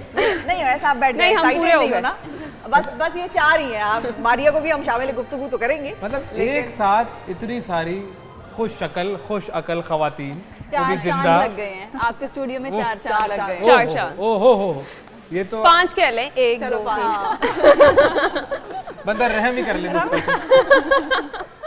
आपने तो आज हद कर दी। बस मैंने कहा वैसे देखें, ये वो लोग हैं जो सारा वक्त हम तो वो देखें हमारे प्रोग्राम्स और न्यूज़ में आसानी और मुश्किल जहाँ पैदा होती है ना, वो टाइमिंग है। प्रोग्राम्स होते हैं 1 घंटे के, 2 घंटे के और बस दैट्स इट। उसके बाद जो न्यूज़ है वो चलती रहती है 8-8 घंटे की शिफ्ट, 9-9 घंटे की शिफ्ट। ये बैठे हैं और अगर आप स्क्रीन पे न्यूज़ नहीं भी देख रहे तो भी ये बैठे हैं, बिल्कुल स्टैंड बाय बैठे हैं, जस्ट इन केस खुदा ना खास्ता कोई ऐसी बड़ी खबर आ गई, ब्रेकिंग आ गई, दे आर स्टिल देयर। अच्छा, अभी भी ये बैठे ही हैं। अब मैं आपकी गुफ्तगू नहीं सुनना चाहता हूँ, अब आप खामोश हो जाएं। अब इनसे बात करते हैं, इनकी बातें सुने ना। बिल्कुल हिना, सबसे पहले आपकी तरफ आते हैं। ये बताएं, ये नेशन एट 9 विद हिना का जो कॉन्सेप्ट है ये क्या है, मतलब क्यों बुलेटिन का नाम दे दिया एक तरह से? एग्जैक्टली वैसे ये अभी तक अगर देखा जाए तो पहली बार ही हुआ है कि कोई न्यूज़ बुलेटिन जो है वो किसी एंकर के साथ नाम के साथ ब्रांड जो है वो किया गया है। तो क्यों का जवाब तो वही देंगे जिन्होंने किया है। लेकिन मेरे लिए बड़ी ऑनर की बात है और उससे ज़्यादा रिस्पॉन्सिबिलिटी मेरे ऊपर ज़्यादा आपके लिए ऑनर की बात है, इन लोगों के लिए जेलसी की बात है? बिल्कुल भी नहीं। क्यों जेलसी नहीं होती, ये क्या बात है? हरगिज़ नहीं। टीम है हम। मैं आपको बताऊं, अभी आप लोगों के आने से पहले अवैस को कोई आप लोगों की टीम में से कोई कह के गया है कि इनको टफ टाइम देना है हमने। मैं तो खैर इतना नहीं दूंगी, अवैस का मैं कुछ कर नहीं सकती। नहीं, मैं कहाँ इन्हें टफ टाइम दूंगा, मैं तो वैसे ही मैं तो वैसे ही पिघल जाता हूँ। अच्छा, शफा कह रही है वो तो हमारे दोस्त हैं, ठीक है, वो ख्याल करेंगे। दोस्ती करनी है, दोस्ती। हमने तो अभी जब 5 मिनट गुफ्तगू की तो हमारी 5 कॉमन बातें निकल आई। एग्जैक्टली। हमें ये लगा कि हम कहीं वो खुम के मेले में बिछड़ जाते हैं ना, जो भाई बहन बच्चे, वो कुछ मामला है। नहीं, वो कौन सी बहुत सारी बातें। आप अपने बारे में बताएं, मैं बताता रहूंगा कि ये क्वालिटीज मुझ में है। अपना इंट्रोडक्शन बताएं भाई, क्या क्या क्वालिटीज हैं आपकी? बंदा अपनी तारीफ कितनी कर सकता है, थोड़ी बहुत कर लेती। आज तो मौका है, दिया है। नहीं, हमारी जो कॉमन चीज़ें निकली वहीं से स्टार्ट कर लेते हैं। मुझे मूवीज़ का बड़ा खासा शौक है देखने का, कुछ भी नहीं आई कॉमन है, ठीक है। अच्छा, और बुराइयां भी हैं बीच में। मुझे ड्राइंग जो है वो, मैं हमेशा ड्राइंग के पेपर में रोती होती थी। एग्जैक्टली। और एक और जो थी, हाँ, आई हैव 3 kids माशाल्लाह, तो ओएस। अच्छा, ये कॉमन। बाकी 2 कौन सी थी मैं भूल गई। अरे बहुत सारी निकलेंगी, बहुत सारी निकलेंगी, बताएंगे बिल्कुल बताएंगे। शफक आप बताएं जी क्या आप कब से हैं मीडिया में और कैसे, मतलब न्यूज़ एंकरिंग की तरफ किस तरह से आना हुआ? ये ख्याल कम लोगों को वैसे आता है, लेकिन फिर उससे भी कम लोग ऐसे होते हैं जो यहाँ तक पहुँचते हैं। बिल्कुल शिफा, सही कह रही हैं आप। असल में टाइम तो मुझे बहुत थोड़ा हुआ है, अभी तकरीबन 2 साल हुए हैं मुझे, लेकिन वो जो आप कह रही हैं कि ख्याल बहुत कम लोगों को आता है, तो वो ख्याल मुझे बचपन से था। पॉसिबल नहीं समझती ना। हाँ। लड़कियां हो या लड़कियां हो, उनको लगता है भाई एग्जैक्टली लेकिन मुझे बचपन से ये शौक था कि नहीं मुझे कुछ करना है, और स्पेशली मुझे टीवी पे आने का शौक था। और मुझे अच्छा। जो न्यूज़ एंकर थे वो बहुत अच्छे लगा करते थे। मैं कहती थी यार ये कितने मजे से तैयार होकर बैठते हैं और फिर ये खबरें पढ़ते मजा आया हैं, फिर? लोग इनको देखते मजा हैं। आया? हाँ, फिर पता चला। तो लोग इनको देखते हैं और मुझे वो बहुत अच्छा लगता था। तो बस फिर मैंने सोचा कि भाई अगर करना है तो यही करना है, हमने बनना है तो न्यूज़ एंकर बनना है, मतलब एंकर बनना है, अदरवाइज तो नहीं। तो ये फिर सफर शुरू कैसे हुआ? सफर शुरू मेरा हुआ था PNN से। अच्छा। मेरी मदर ऑर्गेनाइजेशन थी, मैं आई वहाँ पे, मैं सिलेक्ट हुई, इंटरव्यू दिया, बहुत सारे लोगों ने दिया था, मैं सिलेक्ट हुई, मेरी ट्रेनिंग स्टार्ट हुई। जब ट्रेनिंग स्टार्ट हुई तो फिर एक लंबा अरसा ट्रेनिंग चली और फिर बिलाखिर वो मेहनत पंजाबी के अच्छी है बाद आपकी, मतलब पंजाबी अच्छी है फिर तो आपका, इसका मतलब है नहीं क्योंकि अगर PNN से स्टार्ट हुआ था तो नहीं तब से ये वो उर्दू में उसका- कन्वर्ट हो गया अच्छा, था। उर्दू में हो गया हाँ था, उर्दू ठीक में है। कन्वर्ट हो चुका था। तो बस फिर वो ट्रेनिंग हुई और उस ट्रेनिंग में बहुत सारी चीज़ें होती हैं। जब आप नए नए आते हो, आप बिल्कुल मैं एक बड़ा इंट्रोवर्ट सा इंसान थी और बिल्कुल एक वो बेबी टाइप बच्चा सा नहीं होता। तो और अभी चाइल्ड भी लेबर की बात हमने करनी है आज प्रोग्राम में। चाइल्ड लेबर हो रहा है भाई? चाइल्ड लेबर, ये चाइल्ड लेबर ही है। अच्छा अभी वो ना हम पूछ रहे थे ना, हम पूछ रहे जितनी थे ये छोटी है, मतलब जितनी जमीन के बाहर है उतनी जमीन के अंदर है ये। हाँ, अच्छा आयशा, आप मीडिया में कैसे आई? आपका भी शौक था या किसी ने बददुआ दी थी? वैसे मेरा जैसे इन लोगों के बिल्कुल टोटली ऑपोजिट, मुझे बिल्कुल भी शौक नहीं था एंकर बनने का। मैंने मैस कम्युनिकेशन की डिग्री की थी, मुझे हमेशा से शौक था न्यूज़ मेकिंग प्रोसेस के अंदर हिस्सा लेने का। तो मैं न्यूज़ रूम में काम करती थी, मेरे वहीं से स्टार्ट हुआ था। लेकिन मैं जिस भी ऑर्गेनाइजेशन में जाती थी, कुछ दोस्त और कोलीग्स यही कहते थे कि एंकरिंग की साइड पर आओ, तुम्हारे अंदर ऐसी चीज़ की स्ट्रेंथ है, बहुत आगे जाओगी इस फील्ड में। तो फिर मैं भी टाल देती थी। मैं कहती थी नहीं, मैंने जो सोचा है at the back of the camera जो काम करना है, उसके अंदर इतनी मेहनत लोगों की होती है, मैं उस टीम का हिस्सा बनूंगी। लेकिन फिर बिलाखिर जो चीज़ मिलनी होती है वो बंदे को मिल के रहती है। तो फिर उसके बाद एट द एंड आगे बढ़ गए आप बिलाखिर? हाँ जी, आगे बढ़ ही गए। वरना बहुत सारे लोग ऐसे भी होते हैं कि जैसे मेरे साथ ये होता था कि मुझे लोग कहते थे कि तुम जिंदगी में बहुत आगे बढ़ोगे, क्योंकि तुम जहाँ भी जाओगे ना तो लोग तुम्हें कहेंगे चल आगे बढ़ भाई, आगे बढ़ आगे बढ़। लेकिन तो माशाल्लाह बहुत आगे बढ़ बहुत जाता है आगे बढ़ इंसान। गया। और आप दोनों का जो शो है इतना देखा जाता है। और आज भी सुबह जो मुझे उठ के आने की मोटिवेशन इसीलिए मिली है क्योंकि शेफार अवैस ने इनवाइट किया बिल्कुल, था। वाकई बिल्कुल सही कह आपकी रही तो हैं। सबसे ज्यादा तो तारीफ वरना हमने सुबह करनी उठ के आना है is इसमें कि very आप लोग difficult। सुबह उठ के ये महाज है जिसके लिए सुबह आप लोग उठना। यहाँ आते हैं, सुबह उठना। इसको कहते हैं अंजुमन सताइश बाहमी। और बस क्या होता है ये? सताइश बाहमी। बस आप हमारी लोगों तारीफ से करें आज हमारी। हम आपकी ही motivation करेंगे। मिली लेकिन सुबह ऐसा उठ के नहीं है, आने लेकिन सुबह उठना एक बहुत बड़ा टास्क है। और उसके बाद आपको, मैं अगर अपनी बात करूं तो मुझे वर्क मोड में आने के लिए भी बहुत टाइम लगता है, प्रोसेस करने के लिए मेरे दिमाग को कि खुलना ही time ले और लेता आपके लिए तो माशाल्लाह सुबह आते ही तो और बस ये शुरू करना। उठता हूँ और शुरू हो जाता हूँ, मेरे लिए वो मसला नहीं है, ये इनका मसला है। अच्छा, वो आपका माइक हमारी- ऑन है? हमारी साथी मारिया मारिया का भी तो माइक on ऑन होगा। कर दिया जाए। हम अब जो हमारे प्रोग्राम की इतनी अहम हिस्सा हैं उनको भी शामिल है गुफ्तगू और करना वो भी चाहेंगे। सुबह सुबह उठती हैं। बिल्कुल, इनका भी एक वो है कि मारिया आपका सुबह उठना आसान है? आसान हो चुका है, वरना मॉर्निंग पर्सन तो नहीं हूँ। लेकिन अब क्योंकि ड्यूटी ऐसी हो चुकी है और फिर वही वाली बात कि स्कूल की रूटीन थी, कॉलेज, यूनिवर्सिटी और फिर आगे जॉब स्टार्ट कर दी साथ ही, तो फिर वो एक रूटीन बन चुकी है सुबह की। और वो जो आपने एंकरिंग कैसे बनी है, मैंने बचपन में एक दफ़ा 4th या 5th क्लास में थी तो मैंने अपनी कजन्स को बोला था कि मैंने बड़े होकर जर्नलिस्ट बनना है, क्योंकि वो लोग ना बड़े प्यारे लगते हैं, बस वो बड़ा अच्छा कबूलियत रेडी का होते वक्त हैं था बस। और वही वाली बात है कि पता था कि इसके लिए पढ़ना भी पड़ेगा और इतनी मेहनत करनी पड़ेगी। सही। अच्छा, ये मेहनत से वैसे ये आप कॉन्सेप्ट है। सुबह को नहीं उठ पाती हैं? नहीं, आप मैं उठती हूँ, मैं ये उठ कह के रहे दोबारा सो जाती हूँ। अच्छा, शफक आप? अगर उठना पड़े तो उठ जाती हूँ, लेकिन अब ये कि जब से शिफ्ट्स कुछ जो आपकी वजह से ऐसी हुई ना, जैसे 5 to 1 या 2 to 10, तो फिर अब उठने की आदत नहीं रही। लेकिन फिर वही बात है कि जब उठना पड़े तो फिर उठ और जाते आयशा, आप मॉर्निंग पर्सन? मैं मॉर्निंग पर्सन एज सच तो नहीं हूँ, लेकिन मेरे अंदर एक चीज़ है कि मैं मोल्ड हो जाती हूँ। अगर मुझे रोज़ सुबह उठना पड़े तो मैं उठ जाती हूँ, और अगर सही। मुझे ना मतलब उठना सुबह पड़े उठते तो दिमाग चल रहा होता है या नहीं उठ रहा होता, चेक कर लेते हैं ना। ये कितनी उंगलियां हैं बताओ? अब तक चल गया है। कितनी उंगलियां हैं? ये उंगलियां देख के दिमाग चल गया। आप कितनी थोड़ी देर उंगलियां हैं पहले बताओ ये ना, सवाल मतलब पूछे तो इतना तब मुश्किल शायद मैंने लिया क्या? कितनी उंगलियां हैं भाई? 10 मतलब ठीक है ना, सही नजर आपकी सही है। बिल्कुल। अगर आपने थोड़ी देर पहले पूछा होता फिर शायद मुश्किल होती है बताने में कि अभी कितनी उंगलियां। 10 आप ही हैं? बताया जा रहा है। ठीक है, 10 है 10 है अब 10 हाथों में कितनी होंगी? अभी इतना नहीं चला। 10 हाथों में कितनी होंगी? बताओ, कोशिश करो, थोड़ा सा दिमाग को जगाओ। ये 10 हैं तो 10 हाथों में कितनी होंगी? हमारी आंखें ठीक चल रही है, मैथ्स नहीं ठीक चल सही बात है। आसान तरीन मैथ्स है, ये 10 हैं तो 10 हाथों में कितनी होंगी? मैथ्स 100 होंगी। अब आप बताएं, सोचे। उसने बता दिया। मैं अभी उस मोड में भी नहीं सोच चुके मैं। मेरी बात सही कर दो, मैं एग्री। हाँ ये सही कह रही है। हाँ, मेरी दोस्त सही कह रही है। 10 हाथों में आया कितनी था होंगी? थोड़ा सोच करके दिमाग में यही हिंसा आया था। 100 ही का आ रहा है। हिंसा ही आया। हाँ 100 10 हाथों में 100। 10 हाथों में 100 कैसे होंगी? एक हाथ में कितनी होती है? 5 यार 50। एक हाथ में 5 होती है, 10 हाथों में 50 होंगी। 100 कैसे कैलकुलेट किया तुमने? पता नहीं ना, बस जितना दिमाग चला कह दिया। तो इसलिए क्या, क्योंकि मैं तुम लोगों को यूं दिखा रहा था, यूं दिखा। 10 कर रही थी वो। Oh, you got us. कैसे लोग हो तुम लोग यार? सी अभी हमने बताया है कि अभी इतना नहीं चला दिमाग। नहीं चला भाई, दिमाग नहीं चला इनका। शी इज ऑनेस्ट यार, उन्होंने तो बता दिए पहले। अगर आप लोग अच्छी सी कॉफी पिलाएं तो फिर शायद कॉफी ज़्यादा पिलाओ भाई, अच्छा सबके लिए कॉफीज, सबके लिए कॉफी मंगवाई जाए कॉफी लाओ यार, फौरन, कॉफी फौरी लाओ तौर पर। बिल्कुल। शाबाश, कॉफी जरूरी। चलो जी, अच्छा अब ये बताएं कि अगर आप लोगों की शख्सियत का जायजा लेना चाहें, हम आपसे एक सवाल करेंगे और आपने इशारा करके बताना है कि ये क्वालिटी किस शख्स में है। आप चारों में ठीक से है, इशारा कर देना है कि भैया नाम ले कोई लेना भी है उस इशारा शख्स का। कर सकता है, ठीक है? ठीक है, आप लोगों में से सबसे ज्यादा ऐसा कौन है जो किताबें पढ़ता हो? सबसे ज्यादा किताबें पढ़ने वाला कौन है? आप चारों में से?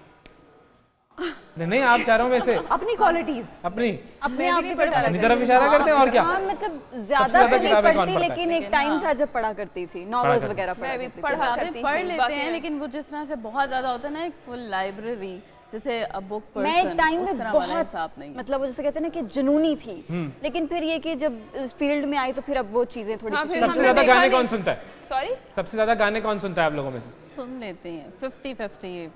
अरे अपना नहीं बताना, साथ वालों का हाँ तो बताना है साथ कि वालों कौन में भी सा नहीं है। देखा हमने। अच्छा, यूजुअली ना हमारे मेकअप रूम्स में ये रिवाज गाने होता है होते कि हैं चल, बड़े। लेकिन हमारा ये वाहिद मेकअप रूम है जहाँ पे कोई गाने नहीं चलते, चलता ना ही है, कोई चल चलवाते हैं। वैसे अच्छा, अपने कपड़ों और स्टाइल के बारे में सबसे ज्यादा पर्टिकुलर कौन है? ये वाकई क्या क्या करती है? क्यों ये मारिया बताएंगी ना? एक तो पहले तो मैं इनकी तारीफ करूंगी, अपना वो कैरी बहुत अच्छा करती हाँ। हैं, और ये खुद बताएंगे क्यों। ये तो और आपने दूसरा आसान गेम खेल कॉन्शियस लिया। बहुत है, Conscious कॉन्शियस है बहुत बहुत ज्यादा? है, हाँ हाँ। कॉन्शियस है। ये वो वाले तो नहीं, हमेशा बड़ा अच्छा तैयार होके आते हैं, कहीं शादी पे जा रहे हैं और फिर भी कह रहे मेरे को हो अच्छी नहीं लग रही। मैं अच्छी नहीं लग, उसने तो मेरा मेकअप ठीक नहीं किया, नहीं मैं नहीं अच्छी लग वही रही। है? या इसकी पार्ट 2 ये जो वो होता है, लास्ट मोमेंट तक के हैं जो गाड़ी में बैठने तक satisfy नहीं हो रहे होते, हाँ, satisfy नहीं हो रहे होते। इसका पार्ट 2 वर्जन ये है कि बेहतरीन तस्वीर आएगी, आप किसी की अच्छी से अच्छी तस्वीर खींचेंगे, आपकी नजर में वो बेहतरीन टिप टॉप लग रहा है, लेकिन वो कहेगी ना कैसी है, ये तस्वीरें मेरी नहीं अच्छी आती, मेरी तस्वीर कोई अच्छी नहीं लेता। ये पार्ट 2 फिर इसका ये वर्जन लेकिन होता है। वो अच्छा फोटोग्राफर ऐसे चुका हुआ है। हाँ, और मारिया इज मतलब हमारी जो अब से फोन मेरा होता है, अच्छा। और फोटोग्राफी सारी मारिया की होती है, वो इसके पास होती है चाहे कोई भी मैं इवेंट आगे हो। यही पूछने वाला था कि सबसे ज्यादा तस्वीरें खिंचवाने का शौक किसको है? खिंचवाने का शो वो भी इसको। मुझे बचपन शौक है, मतलब मेरे अपने अब्बा के फोन को भी नहीं छोड़ा था जब से वो मुझे मैसर आया उसका कोड खोलना जिस अच्छा, टाइम में। एक चीज मैं क्लियर कर दूं कि मुझे भी कुछ ही दिन हुए हैं एक न्यूज़ ज्वाइन किए हुए, और ये सब काफी टाइम से जानते हैं एक दूसरे को, तो कुछ चीजें हैं जिनका मैं जवाब नहीं दे पाऊंगी कि ठीक है, आपका डिस्क्लेमर एक्सेप्टेड। आपने डिस्क्लेमर दे चलिए, दिया। फिर बहुत अच्छा लगा आपके साथ आज बात करके। Thank you for coming to the show जी। अच्छा, वो कौन है आप लोगों में जो कभी टाइम पे नहीं होता? हमेशा लेट होता है, हमेशा देर कर देता हूँ वाला मामला हो जिसके साथ। मुझे लगता है हाँ, 2 हो सकती है। दो कौन दो है? शफक और है ना, पता नहीं। हम हैं ही ऐसे, है ना? और मेरा यहाँ पे नहीं है, मेरा बहुत प्रॉब्लम है, मैं हर जगह पे लेट जाती हूँ। हमेशा, मतलब मैं तो यहाँ पे भी लेट आया करो। यहाँ पे मार्जिन नहीं नेशन एट 9-10 बजे भी नहीं। अच्छा, लिटरली यहाँ पे अपने काम के टाइम में मैं कभी लेट नहीं होती। अच्छा। वैसे इसमें तो हमारी सेकंड्स में चल रहा होता है ना काउंटडाउन कि कितने बजे किधर, कितने बजे किधर, तो तो वो मैं हर इवेंट पे लेट होती हूँ। अच्छा, सबसे जल्दी नाराज इससे कौन होता रिलेटेड है? एक बड़ी मजे की स्टोरी है मेरे पास हाँ। इससे पहले मैं एक चैनल पे होता, वहाँ पे एक एंकर जो थे वो 59 एक निजी इदारे में, निजी इदारे में होती थी। 59 पे वो एंकर आते हैं और वो कहते हैं कि मैं खाना खा रहा था। हाँ, खबरें बाद में कर लेंगे, तुम खाना खा लो फिर। ऐसा भी होता है। सही है। ऐसा भी होता है। बस सबसे ज्यादा नाराज कौन होता है? कौन? ये आपका इशारा किसकी तरफ है? मिड मिड में। मैं छोटी हूँ ना। अच्छा, पर मैं छोटी हूँ ना। तो बच्चे जल्दी नाराज उन्होंने कहा था कि ये जितनी छोटी लग रही है ये पूरी है ये। लेकिन नहीं, मैं थोड़ा सा सेंसिटिव हूँ, तो वो इसी वजह थोड़ा सा नहीं। हाँ, थोड़ा सा नहीं, बहुत ज्यादा।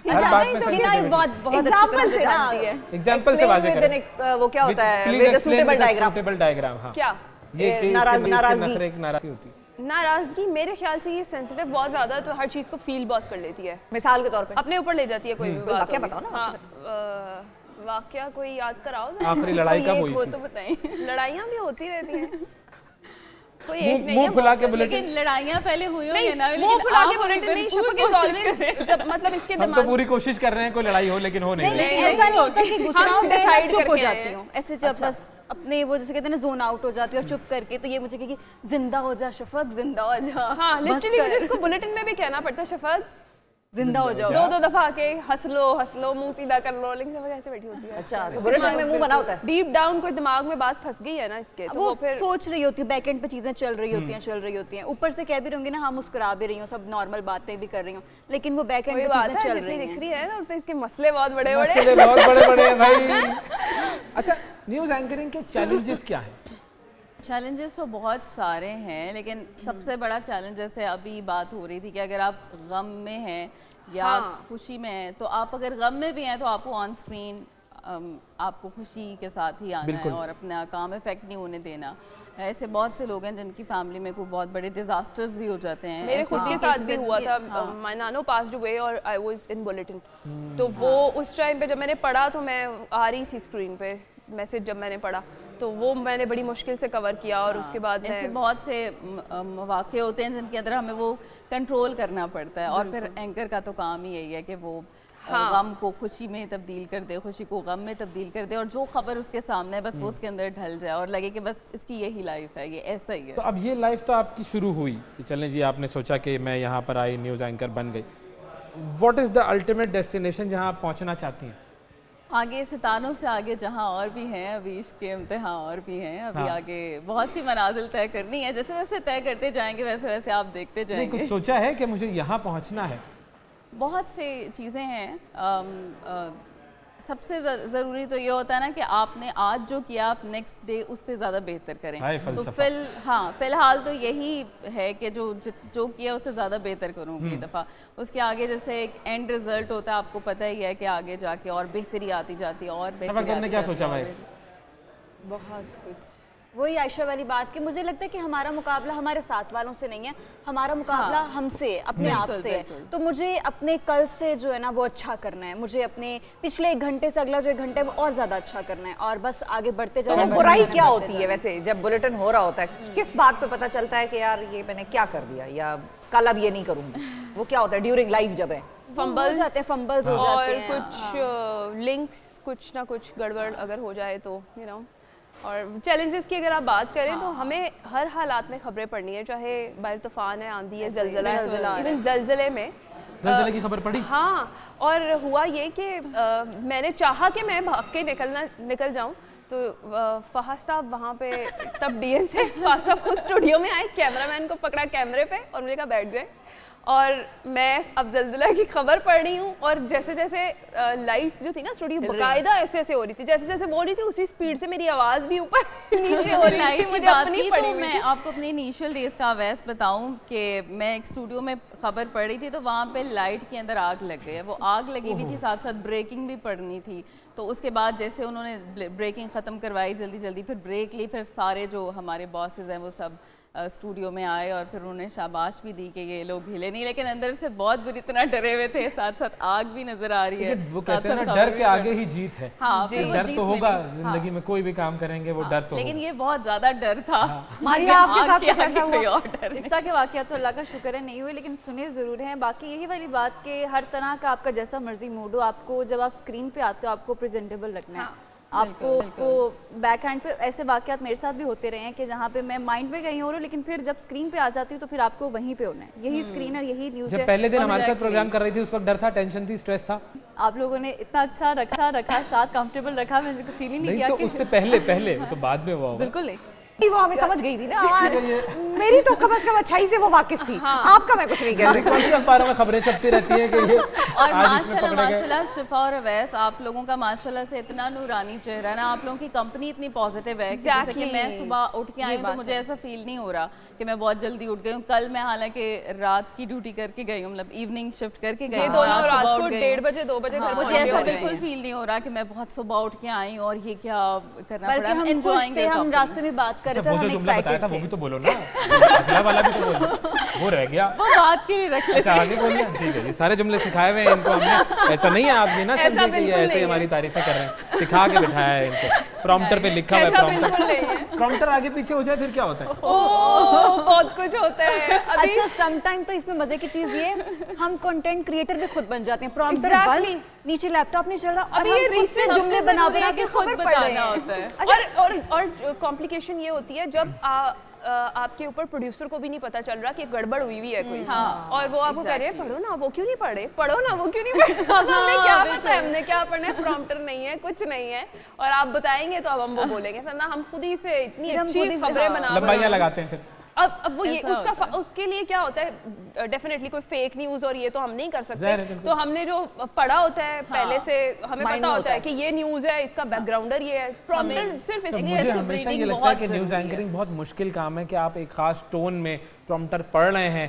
अब ये हमें बहुत तो कुछ चेंज भी हो बोलने गया की आदत है, हम कुछ भी कह सकते हैं, लेकिन आपको आप पता लोगों का जो है काम है वो एक इतना ने मुश्किल ये है। सब कुछ खत्म कर दिया। अब अगर आप नेशन एट 9 का हाँ, उसकी फॉर्मेट भी भी मुझे बताइए कि देखें, exactly क्या नेशन एट format है। 9 में बेसिकली हमने ये, आप कह लें ना, वो यूजर फ्रेंडली फोन होते हैं ना, ये हमारा जो व्यूअर फ्रेंडली माहौल हमने रखा हुआ है कि अच्छा। लोगों को नहीं पसंद कि एक बंदी बैठी है ऐसे करके और ऐसे ऐसे बस पढ़े जा रही है, उनको समझ में नहीं आ रहा। हमने हर खबर को, अब क्योंकि हम डिजिटल जोन में आ गए हैं तो लोगों को सोशल मीडिया से खबरें इसलिए अच्छी लगती हैं कि वो बड़ी आसानी से उन्हें समझ आ जाती हैं, उनकी अपनी आसान ज़ुबान में होती हैं। हमने नेशन एट 9 का फॉर्मेट ये रखा है कि हम व्यूवर तक आसानी से वो इन्फॉर्मेशन पहुंचा दें उसी की ज़ुबान में। कोई हार्ड एंड फास्ट रूल्स नहीं है, कोई लैंग्वेज वैसी हमने यूज़ नहीं करनी, और बल्कि हमारा जो स्टाइल है वो भी अब न्यूज़ से बहुत चेंज कर दिया है। बहुत कैमरा फ्रेंडली और बहुत ही आपको ऐसे हम लगेगा कि आपस अब में हम आपसे डिस्कशन बातें नहीं कर कर रहे रहे होते होते, हम आपस में भी डिस्कशन कर रहे होते हैं। अब हमारा कोई भी ऐसा बुलेटिन नहीं है जिसमें लोग ऐसे बैठ के बस खबरें पढ़ रहे हैं, हम एक एंकर बार बार पीटे जा रहा है, वैसा भी नहीं है। और वो जो कॉन्सेप्ट होता था ना कि एक न्यूज एंकर ने बिल्कुल स्टैटिक और ऐसे रोबोटिक अंदाज में खबर बिल्कुल पढ़नी है, नहीं। हमने उस वो जो कॉन्सेप्ट था उसको खत्म तोड़ कर दिया। दिया है। मिसाल के तौर 80s पे के हाँ, ज़माने ये में please होता आयशा था, जी। 80s के ज़माने में होता था कि कन्वेंशनल स्टाइल है, उसी के अभी अंदर ही भी न्यूज़ सारे deliver चैनल्स में करना। तकरीबन यही चल रहा है हाँ, न्यूज़ वैसा। में। अभी अब तो ये फिर भी एक का थोड़ा जो बहुत प्लेटफॉर्म है, इस casuality पे आ गई हमने है। इसकी प्रैक्टिस जो है बहुत इसकी लॉन्चिंग से बहुत पहले शुरू कर दी थी, तो हमने सारा चेंज ही कर दिया था स्टाइल। हम अगर दो लोग बैठे भी होते हैं एक साथ तो भी दे आर जस्ट डिस्कसिंग आप लोगों की तरह अब एक खबर को। अब तो वो फिर इस भी तरह से नॉर्मली जो हम बाकी मीडिया चैनल्स की बात करें तो उनके अंदर भी कैजुअल एलिमेंट काफ़ी हद तक आ गया है, लेकिन हमारा जो यहाँ पे हमने डिजिटल को भी साथ लेके चल रहे हैं, ताकि जो अब आगे दौर आ रहा है डिजिटल मीडिया का 2024 में, आर्टिफिशियल इंटेलिजेंस का ज़माना चल रहा है, तो अब इस दौर के अंदर इलेक्ट्रॉनिक मीडिया के साथ सिंक्रोनाइज होना चाहिए डिजिटल तो अगर मीडिया। AI ये कॉन्सेप्ट एक न्यूज़ लेके आया तो है। AI एंकर्स आ गई अगर अब Replace कर AI देंगे आ वो गई हमें। बिल्कुल भी नहीं कर सकते शिवा। लेकिन नहीं कर उन्हें भी सकते। ट्रेन उनमें करना talent पड़ेगा, है। उन्हें ट्रेन हम ही जैसे वो anchors कैमरा करें। फ्रेंडली थोड़ी होंगी हमारी तरह। वो भी कहीं किसी हद तक रोबोटिक तो होंगे ना। शफक की तरह ये $1 मिलियन स्माइल नहीं होगी इसकी ऐसे एक्साइटेड कर देने वाली। लेकिन ये बताएं कि अगर मिसाल के तौर पे अब एक खबर है ना, अचानक कोई ब्रेकिंग होती है, वो आती है और वो थोड़ी देर की होती है, अभी डिटेल्स उसकी आ रही हैं, अब सिर्फ इतना ही पता है कि वजीर आजम फलां दौरे पर चल पड़े। अच्छा। अब नहीं पता ब्रेकिंग हो गई मिसाल के इसका तौर क्या पे। है, इसका भी एक चीज अब बार बार उसको बताना है, हमें बताना पता है। होता है, हमें पहले से पता होता है कि प्राइम मिनिस्टर आज यहाँ जा रहा है या इसने यहाँ जाना है, तो हमारे माइंड में होता है। ये चलो और अदालत अगर वो लोगों से अच्छा आ ये है गया। कि बेसिकली आपको बहुत सारी चीजों का बैकग्राउंड पता होता हाँ, है, ये नहीं है कि मुताला सिर्फ बहुत प्रॉम्प्टर जरूरी से है। पढ़ना है। लोगों को लगता है, Background बहुत जरूरी लोगों को यही है। लगता है कि ये आते हैं, तैयार होते हैं, खबरें पढ़ के घर हाँ। चले जाते हैं। नहीं, हमें अगर नहीं पता होगा तो कैमरा एक वो चीज है जो आपको फौरन एक्सपोज कर देगा, पता लग जाएगा आपने नहीं पढ़ा हुआ, और फिर आपके लिए कोई जगह नहीं है। सोशल चलिए। मीडिया का टाइम है, क्लिप्स ऐसे ऐसे वायरल होते हैं। अच्छा एक सेकंड, हमारा पास काम है आखिरी लफ्जों मिनट से है। आखिरी मिनट है, सिर्फ आप लोगों ने करना, ये चारों को मैं कर रही हूँ कि एक खबर मैं दूंगी और उसको आखिरी आपने मिनट में कैसे कम से कम करेंगी? 5 दफा जो है ना वो रिपीट करना है। कोई एक आधा बंदा कर दे। मिसाल के चलिए। तौर पे वजीर आजम के खिलाफ सुप्रीम आज कोर्ट शोएब से मलिक की फैसला आ सालगिरह है। गया। चलो, आज का ट्रेंड भी चल रहा है, शोएब मलिक की सालगिरह है आज। शोएब मलिक पाकिस्तान के मशहूर और मारूफ क्रिकेटर, उनकी सालगिरह है। Happy birthday Shoaib Malik ji. शोएब मलिक की सालगिरह अब है जी। इसको 5-6 दफा रिपीट शोएब करना है, मलिक की समझे? जो है, डिटेल्स आ रही आज हैं। सालगिरह है। रिसेंटली उनकी दूसरी शादी हुई है सना जावेद के साथ, और उस पर काफ़ी तनकीद भी की, लोगों ने काफ़ी उस पर खुशी का इजहार भी किया। और आज उनकी शोएब मलिक की जो है वो बर्थडे है, सेलिब्रेट हो रही है, और पूरी कौम जो है, उनके जो फॉलोअर्स हैं, खासतौर पर जो फैंस हैं, वो बड़े खुश हैं और उनको ढेर सारी बर्थडे विशेस भी दी जा रही हैं। आयशा, शोएब मलिक की रिसेंटली दूसरी शादी जो हुई है, दूसरी ये शादी से ही लिया। शुरू हो रहे हैं बेचारा यार, क्योंकि उसकी चल सालगिरह। ही रहा है। और सबसे बड़ी स्टोरी यही है, चले। उनकी जो top tennis star Sania Mirza, उनकी दूसरी अहलिया थी, अब उनकी ये तीसरी शादी जी। हुई है सना जावेद खान से, जिसको खासी तनकीद का भी निशाना बनाया गया। पाकिस्तान में Happy तो कुछ birthday तो लोगों कह ने दो। पसंद भी किया।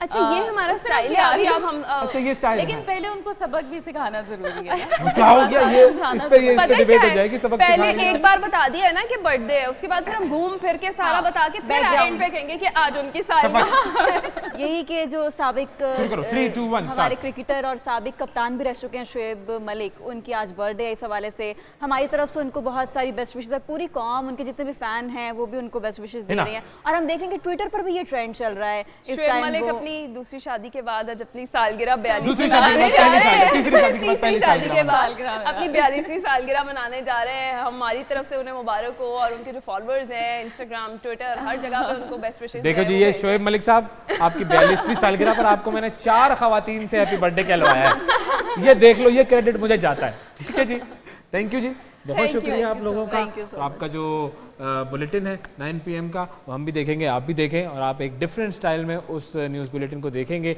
और फिर आपको पता चलेगा कि ये जो एक न्यूज़ है ये कैसे बाकी चैनल्स से मुख्तलिफ है और कैसे बाकी चैनल्स से बेहतर बनने की कोशिश कर रहा है। थैंक यू जी। वक्फा लेते हैं नाज़रीन, वक्फे के बाद दोबारा हाजिर होंगे, हमारे साथ रहिएगा। This is election mornings.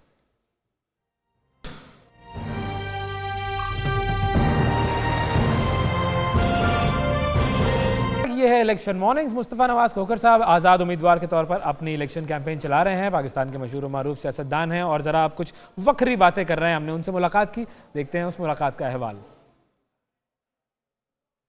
अस्सलाम वालेकुम। हाँ भाई, कैसे हो? उसने नाराज क्यों हो रहे हो वो भाई? तो मुंह फेर लिया उसने। यार, तुम्हें इलेक्शन में खड़ा होने के लिए थोड़ी कह रहे हैं। नहीं, इलेक्शन में तो ये खड़ा है। अच्छा। आप समझे कि ये इलेक्शन में खड़ा है क्योंकि इसका मालिक इलेक्शन में खड़ा है। अच्छा, बिल्कुल, मालिक या इसका फ्रेंड या जिसका ये पेट है, जिससे इसका राबता है, ताल्लुक है, मुंसलिक है जिससे ये, वो तो इलेक्शन में खड़े हैं। वोट तो दोगे? फिर हम वोट दोगे? कुछ बोलो। बोल नहीं रहा। नाराज है मेरा ख्याल है ये। अवाम है ना बेचारा। गुर्बत से तंग है ये। इंग्लिश में ये अवाम, इंग्लिश में तो नहीं बात कर सकता ये। How are you? Hello hello. आपको पता है ये किसका तोता है? तोता तो खैर कहना इसकी तौहीन तोता ही है ना, क्या ये मकाओ है जी, ये मकाओ कोकटू, ये अलग एक लेवल ऑफ तोते हैं। बड़ा वाला तोता, बड़ा वाला तोता मकाओ, आसान उर्दू में बड़ा वाला तोता। बड़ा वाला तोता, और अफ्रीकन मकाओ जो है ना, अच्छा। अफ्रीकन मकाओ, बिल्कुल। तो ये है, और आपको ये कुछ खोलना चाह रहा है अपना। खाने के लिए मांग रहे हैं। हाँ, खाने के लिए कुछ मांग रहा है। हाँ, अब मैं इसको खिलाती हूँ, ये बोलना शुरू हो गया है। वाह वाह वाह वाह। दिखाए जरा। अब पहले जरा आप क्या मेरे लिए नहीं था ये? उसको खिलाना है। अच्छा, उसको खिलाना। थोड़े से 4 दाने ले लें, आप उसको खिलाएं पहले। फिर मैं आप पहले। अच्छा, पहले मुझे पहले लिस्ट आप। में डाल रही हैं आप। हाँ। आजा मेरे बच्चे। अच्छा भाई, बड़ा तरीके से अब देखे। दोस्ती हो जाएगी। अब दोस्ती हो जाएगी। अच्छा, वैसे अल्लाह की कुदरत है, कितना जबरदस्त खूबसूरत ये परिंदा। करता है कि जितनी बातें आप कर रहे हैं ना, ये बाद में सबके नाम और ये अच्छा, ये बातें करता है, मगर उसके खांसी बाद करके खांसी करेगा। वो अभी मगन है खाने में। हाँ, इसीलिए डिस्टर्ब ना करें उसको। हम भी खा लेते हैं। अच्छा, खास आप इसको मरी खिलाते हैं ना। गुड जी। मिल बांट के खाना चाहिए, यही सियासत का उसूल है, मिल बांट के खाओ। बड़े प्यार से ये तरीके से खा रहा है और बाकायदा तौर पे ट्रेंड और बातें करता है ये, लेकिन जब मूड में होता है और जब ज़रा अच्छा महसूस कर रहा होता है, अभी इलेक्शन है, स्ट्रेस में है, ज़रा परेशान है कि मेरा दोस्त जीतेगा नहीं जीतेगा, लोगों को उनका मौक़िफ़ पसंद आ रहा है नहीं आ रहा, वो एनालाइज कर रहा है, अभी उस फेज़ में है ये।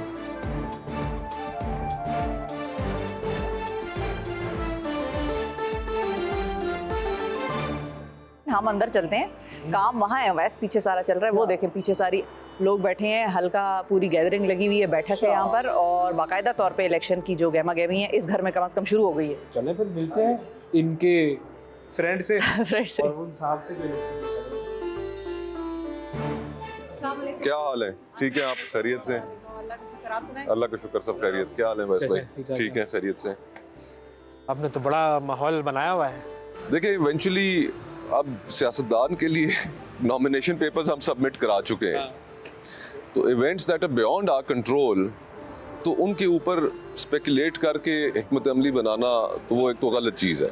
मैं तो हैरान हूँ कि जो दीगर पॉलिटिकल पार्टीज़ हैं इंक्लूडिंग PMLN, वो तो शायद एतमाद की कमी है या न जाने क्या है कि बाहर निकल या ज़्यादा एतमाद है। नहीं, एक एतमाद तो होता है ना कि आवाम को फेस करना, कि आप पब्लिक के साथ चले जाएं, कहीं भी जाकर उनके साथ बैठ जाएं और आपके अंदर कोई आपको डर नहीं है, आपको कोई खौफ नहीं है। हमने जो लास्ट 1.5-2 years में देखा है, पंजाब में इलेक्शन आए तो वो आगे पीछे हो गए, खैबर पख्तूनख्वा में आए तो साइड पे हो गए, और उस वक्त उन्होंने दावा यही किया कि जी पूरे मुल्क में एक दिन होने चाहिए, और जब एक दिन होने का टाइम आया तो उस वक्त उन्होंने मरदमशुमारी नोटिफाई कर दी, ये जानते हुए कि इसके नतीजे में इलेक्शंस डिले हो जाएंगे, और हुए डिले। तो मुझे तो एक उनके अंदर एतमाद की कमी नज़र आ रही है पब्लिक को फेस करने में, जो मेरी असेसमेंट है। तो देयर समथिंग वेरी, पार्टीज तो शायद चलें वो लैक ऑफ कॉन्फिडेंस का या ओवर कॉन्फिडेंस का शिकार हो सकती हैं। लोगों में आपको क्या नजर आ रहा है? वो चाह रहे हैं कि हो जाए इलेक्शन फौरन, या लोगों में भी कुछ तसब्जुब है? देखिए, इन बड़े वाकयात की वजह से लोगों के अंदर बेयकीनी तो पैदा होती है, लेकिन लोग जो है, मेरी जो असेसमेंट है, आई मीन आप कह सकते हैं कि मैं बहुत कोशिश भी करूँ इम्पार्शल होने का तो उसके अंदर शायद एक बायसनेस का एलिमेंट हो, लेकिन मेरी जो असेसमेंट है उसमें लोग इस वक्त महंगाई से बहुत तंग हैं। लोगों को ये फिक्र है, ये गुस्सा है कि उनकी ज़िंदगियां जो हैं वो इस पॉलिटिक्स के अंदर पसे पुश चली गई है। आज जो पॉलिटिक्स हो रही है, आई मीन अब जो चंद रोज़ पहले जो वर्ल्ड बैंक की data I, I mean 9 crore Pakistani सतह गुर्बत से नीचे चला गया। 9 करोड़ पाकिस्तानी, ये एक बहुत बड़ी फिगर है। 2 करोड़ 80 लाख बच्चा स्कूल से बाहर है जिसने आज तक स्कूल की शक्ल नहीं देखी। तो लोग ये हैरानी से, फिक्र से, गुस्से से ये देख रहे हैं कि यार ये ऊपर जो हमारी अशराफिया है, इनके आपस के झगड़े ही नहीं ख़त्म हो रहे, हमारी ज़िंदगियाँ कहाँ पहुँच गई हैं। सो आई थिंक वो लोगों के अंदर एक एलिमेंट है सियासत से बेजारी का भी। अच्छा, आपका जो ये स्टांस है जो बड़ा एक ओपनली अब आया, और जाहिर है आपकी पीपल्स पार्टी से एक बड़ी गहरी एफिलिएशन रही और ओवर द ईयर्स बड़ा उनके साथ रहे, इलेक्शन से कुछ अरसा पहले से ये नज़र आने लग गया कि भाई मुस्तफ़ा नवाज़ खोखर साहब जो हैं वो इस सिस्टम से जो है वो उनका हाथ उठा लिया उन्होंने, भाई एतमाद अपना खो चुके हैं वो। तो ये कितना रिस्की होता है एक सियासतदान के लिए, right before he is going back to the public, और राइट बिफोर मतलब जिसके बाद उसने जाके वोट मांगना है, और लोग कहते होंगे कि भाई आप तो पीपल्स पार्टी में थे, बहुत सारे वोट आपको पार्टी की वजह से मिलते होंगे और बहुत सारे आपको अपनी ज़ात की वजह से मिलते होंगे, तो हाउ रिस्की इट इज़ कि आप खुल के आ जाएं और कहें। लास्ट इलेक्शन मैंने कंटेस्ट किया पीपल्स पार्टी के टिकट पे 2013 में, जब इर्द गिर्द के हलकों में ऑल ओवर पंजाब, स्पेशली अपर पंजाब, तो यहाँ पर कोई 500 वोट ले रहा था, कोई 2000 वोट ले रहा था, कोई 5000 वोट ले रहा था। तो उस वक्त भी मैं सबसे ज़्यादा पीपल्स पार्टी के वोट लेने वाला कैंडिडेट था। इस्लामाबाद जैसे शहर से उस वक्त मैंने 47-48 हज़ार वोट लिया, और जो जीते उन्होंने 52,000 वोट लिया कि 53,000 वोट लिया। कम था, डिफरेंस कम था, 2-3 हज़ार कम था। तो इवन देन उस सारे अजब करप्शन की गजब कहानी, बिजली का वो पूरा बहरान, इन 24 घंटों में से 16-16 घंटे बिजली नहीं होती थी। इवन देन उस वक्त मैं इस तरह परफॉर्म कर गया। तो 2018 का इलेक्शन आया, उसमें बिलाशुबा पीटीआई जीती, लेकिन नून हमारे हल्के में, मैंने वो इलेक्शन कंटेस्ट नहीं किया क्योंकि मैं सेनेटर था, तो नून तीसरे नंबर पे आई, हम फिर भी दूसरे नंबर पर आ गए। तो वो एक है, लोगों के अंदर एक रिगार्ड है, और मैं अभी समझता हूँ कि मेरी जो असेसमेंट है कि लोगों ने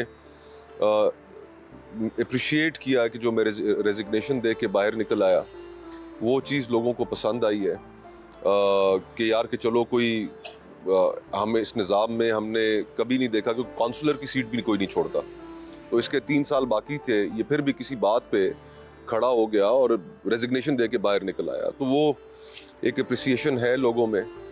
और बाकी जो नेशनल इश्यूज़ हैं उनके ऊपर जो मेरा मौक़िफ़ रहता है, मुझे लगता है कि पजीराई लोगों में है उसकी। तो क्या हम ये कह सकते हैं कि जो मेन स्ट्रीम पॉलिटिकल पार्टीज हैं, कोई भी पॉलिटिकल पार्टी, उनके अंदर अपना मौक़िफ़ आज़ादी से देने की जो रिवायत है वो नहीं है? अवैस भाई ख़त्म हो गई है। Over the years we have seen democracy subside in Pakistan. अभी पॉलिटिकल पार्टीज़ ने क्या कर लिया है, उन्होंने अपनी सारी जो पॉलिटिक्स है वो सिर्फ एक नुक्ते के ऊपर ले आए हैं, लाडला बनने की रेस है। जो लाडला बन गया, जिसको बैसाखियाँ मिल गई, वो खुश है, और यही हमारे मुल्क में हो रहा है। यानी कि ये जो 76 सालों में दायरों का जो सफ़र हम कर रहे हैं, अब इसको ख़त्म करना पड़ेगा।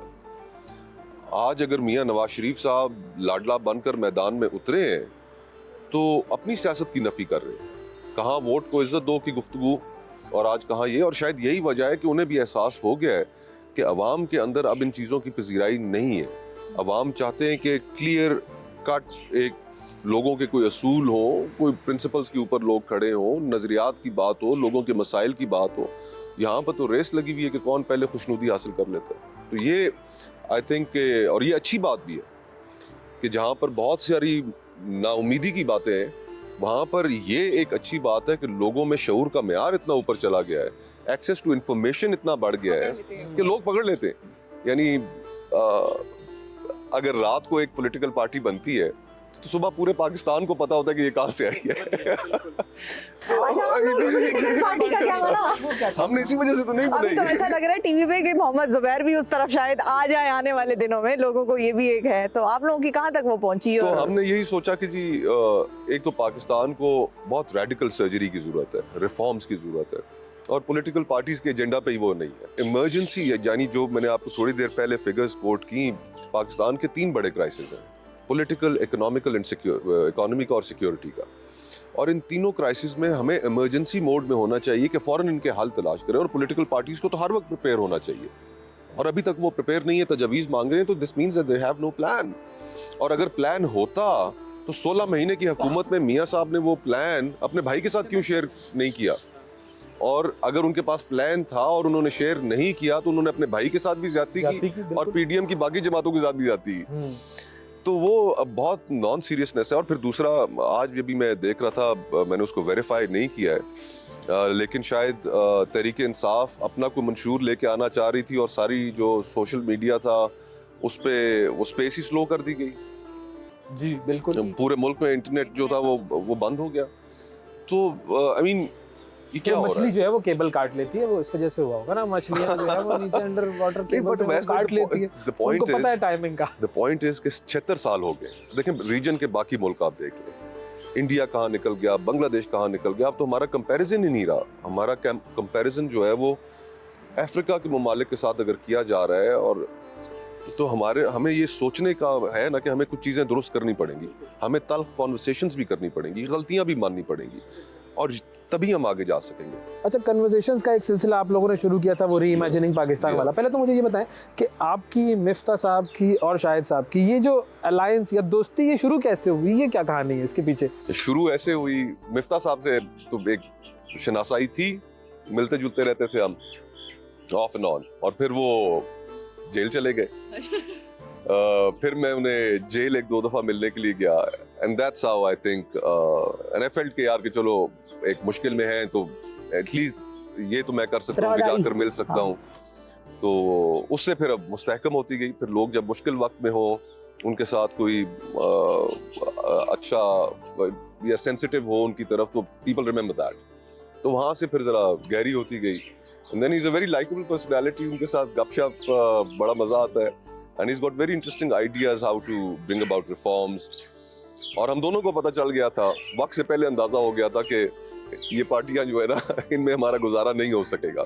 And I remember we were at a dinner, और एक दावत पे वहाँ पर अब हमें एहसास हो चुका था कि बस ये अब चंद हफ्तों की या महीने डेढ़ की बात है।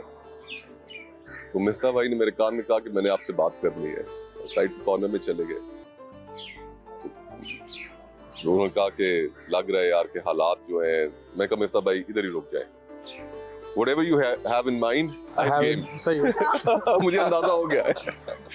तो फिर उसके बाद फिर हमने शाहिद भाई से बात की। अच्छा, वो किस वजह से कि उनको आपने कहा कि इस बंदे से इसलिए बात कि होनी देखिए चाहिए? वो पाकिस्तान के वजीर आजम रहे, एक एक्सपीरियंस मुल्क को चलाने का, चीज़ों को बहुत करीब से देखने का वो उनके पास है, और किस तरीके से चीज़ों को एड्रेस करना है, कहाँ पर करना है, ये एक बहुत बड़ा एक्सपीरियंस है। तो हमने उनसे फिर बात की, और वो भी यही समझते थे कि यार कि ये बात तो ठीक है कि पॉलिटिकल पार्टीज़ की प्रायोरिटीज़ में सिर्फ लड़ाई झगड़ा रह गया है, रिफॉर्म की बातें नहीं है, डायनेस्टिक पॉलिटिक्स जो है वो डोमिनेट कर गई है। तो हमें कम से कम एटलीस्ट ये कॉन्वर्सेशन शुरू करें, ताकि पाकिस्तान जहाँ पर खड़ा है तो शायद पॉलिटिकल पार्टीज, हमारे जो सोच बनाने वाले तबके हैं, मीडिया, एक कॉन्वर्सेशन तो शुरू हो कि यार मुल्क तो ठीक करें। बस ये लेके बस हम शुरू हो गए। अच्छा, अब आप तीनों का एक ट्राइका जिसको आप जी। वो, ये तो कॉमन बात हो गई कि आप तीनों का जो सोच थी वो एक तरह की। जी, जी। आप तीनों में कौन सी ऐसी चीज है जो बिल्कुल आप तीनों की अलग अलग हो पर्सनैलिटी वाइज?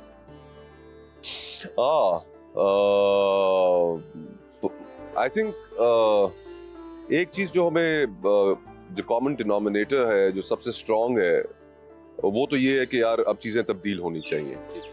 जहाँ तक डिफरेंट उसका है, मिफ्ता भाई चीज़ों को इकोनॉमी की साइड पे बहुत देखते हैं, मैं पॉलिटिक्स की साइड पे देखता हूँ। मेरा मानना ये है कि until unless you fix the politics, you can't fix the economy। ठीक है।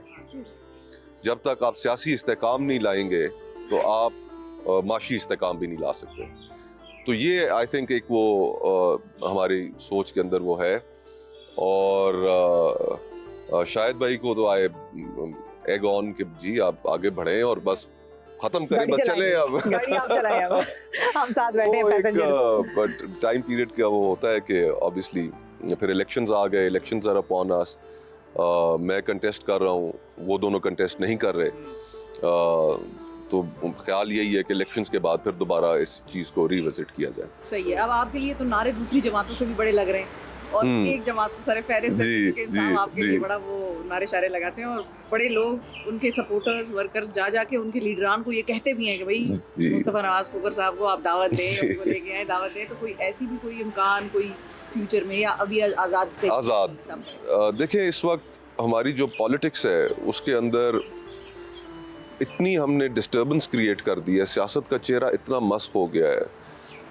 और मैं हर जगह अपनी कॉर्नर मीटिंग्स में भी ये बात करता हूँ कि हमें तलखियों को कम करने की ज़रूरत है, हमें नफ़रतों को कम करने की ज़रूरत है। हमने जो ठीक है माजी में इससे भी शायद सख्त चीज़ें हुई हों, लेकिन इस दौर में ये चीज़ें नहीं होनी चाहिए थी। चादर और चार दीवारी का तकद्दुस जो पामाल किया गया, जो इंतकामी कार्रवाइयाँ की गई, ठीक है 9th of May हम सब कंडेम करते हैं, लेकिन 9th of May कि जो लोग उसके अंदर इन्वॉल्व थे उनकी प्रोसिक्यूशन होनी चाहिए, लेकिन बाकी जमात की प्रोसिक्यूशन तो नहीं होनी चाहिए। तो हमें अब ये नफ़रतें कम करने की ज़रूरत है, और हमें कुछ चीज़ों के ऊपर पॉलिटिकल पार्टीज़ को भी कुछ अपनी रेड लाइंस तय करनी होंगी कि यार ठीक है हुकूमतें तो आती जाती रहती हैं, एक दूसरे के साथ हमने ऐसा सलूक नहीं करना है, और ना ही अपना कंधा प्रोवाइड करना है चार्टर में भी। हाँ, और ये हमें तय करना पड़ेगा, क्योंकि ये सिलसिला बंद ही तभी होगा कि जब आप आज फलाने साहब मंजूर नज़र हो गए, कल को फलाने हो जाएंगे, तो ये कब तक ऐसे चलता रहेगा जी? I mean it has to end someday. Free and fair लग रहा है कि होंगे। 2013 और 2018 के जो इलेक्शंस थे वो पोलिंग डे के बाद उनके ऊपर सवालात उठे। 2024 का जो इलेक्शन है इस पे पहले से सवालात उठ गए। तो इलेक्शन कमीशन, कोर्ट्स, इन सब की जिम्मेदारी है कि ये इसको कंट्रोवर्शियल होने से बचाएं। रिटर्निंग ऑफिसर्स के जो फैसले थे, कोर्ट्स ने उनके ऊपर मेजॉरिटी डिसीजंस ठीक आए हैं। जिन लोगों के बड़े फ्रिवलस चार्जेस के ऊपर कागजात उड़ाए गए थे वो रिस्टोर हुए हैं, तो ये एक अच्छी बात हुई है। लेकिन उससे भी आगे जाना है, एक फ्रीली कैंपेन वाइब्रेंसी हो जहाँ पर हर कोई अपना मुकदमा पेश कर रहा हो लोगों के सामने, लॉजिक के साथ कर रहा हो, उसके अंदर रिफॉर्म की बातें हो, इसकी इजाज़त होनी चाहिए।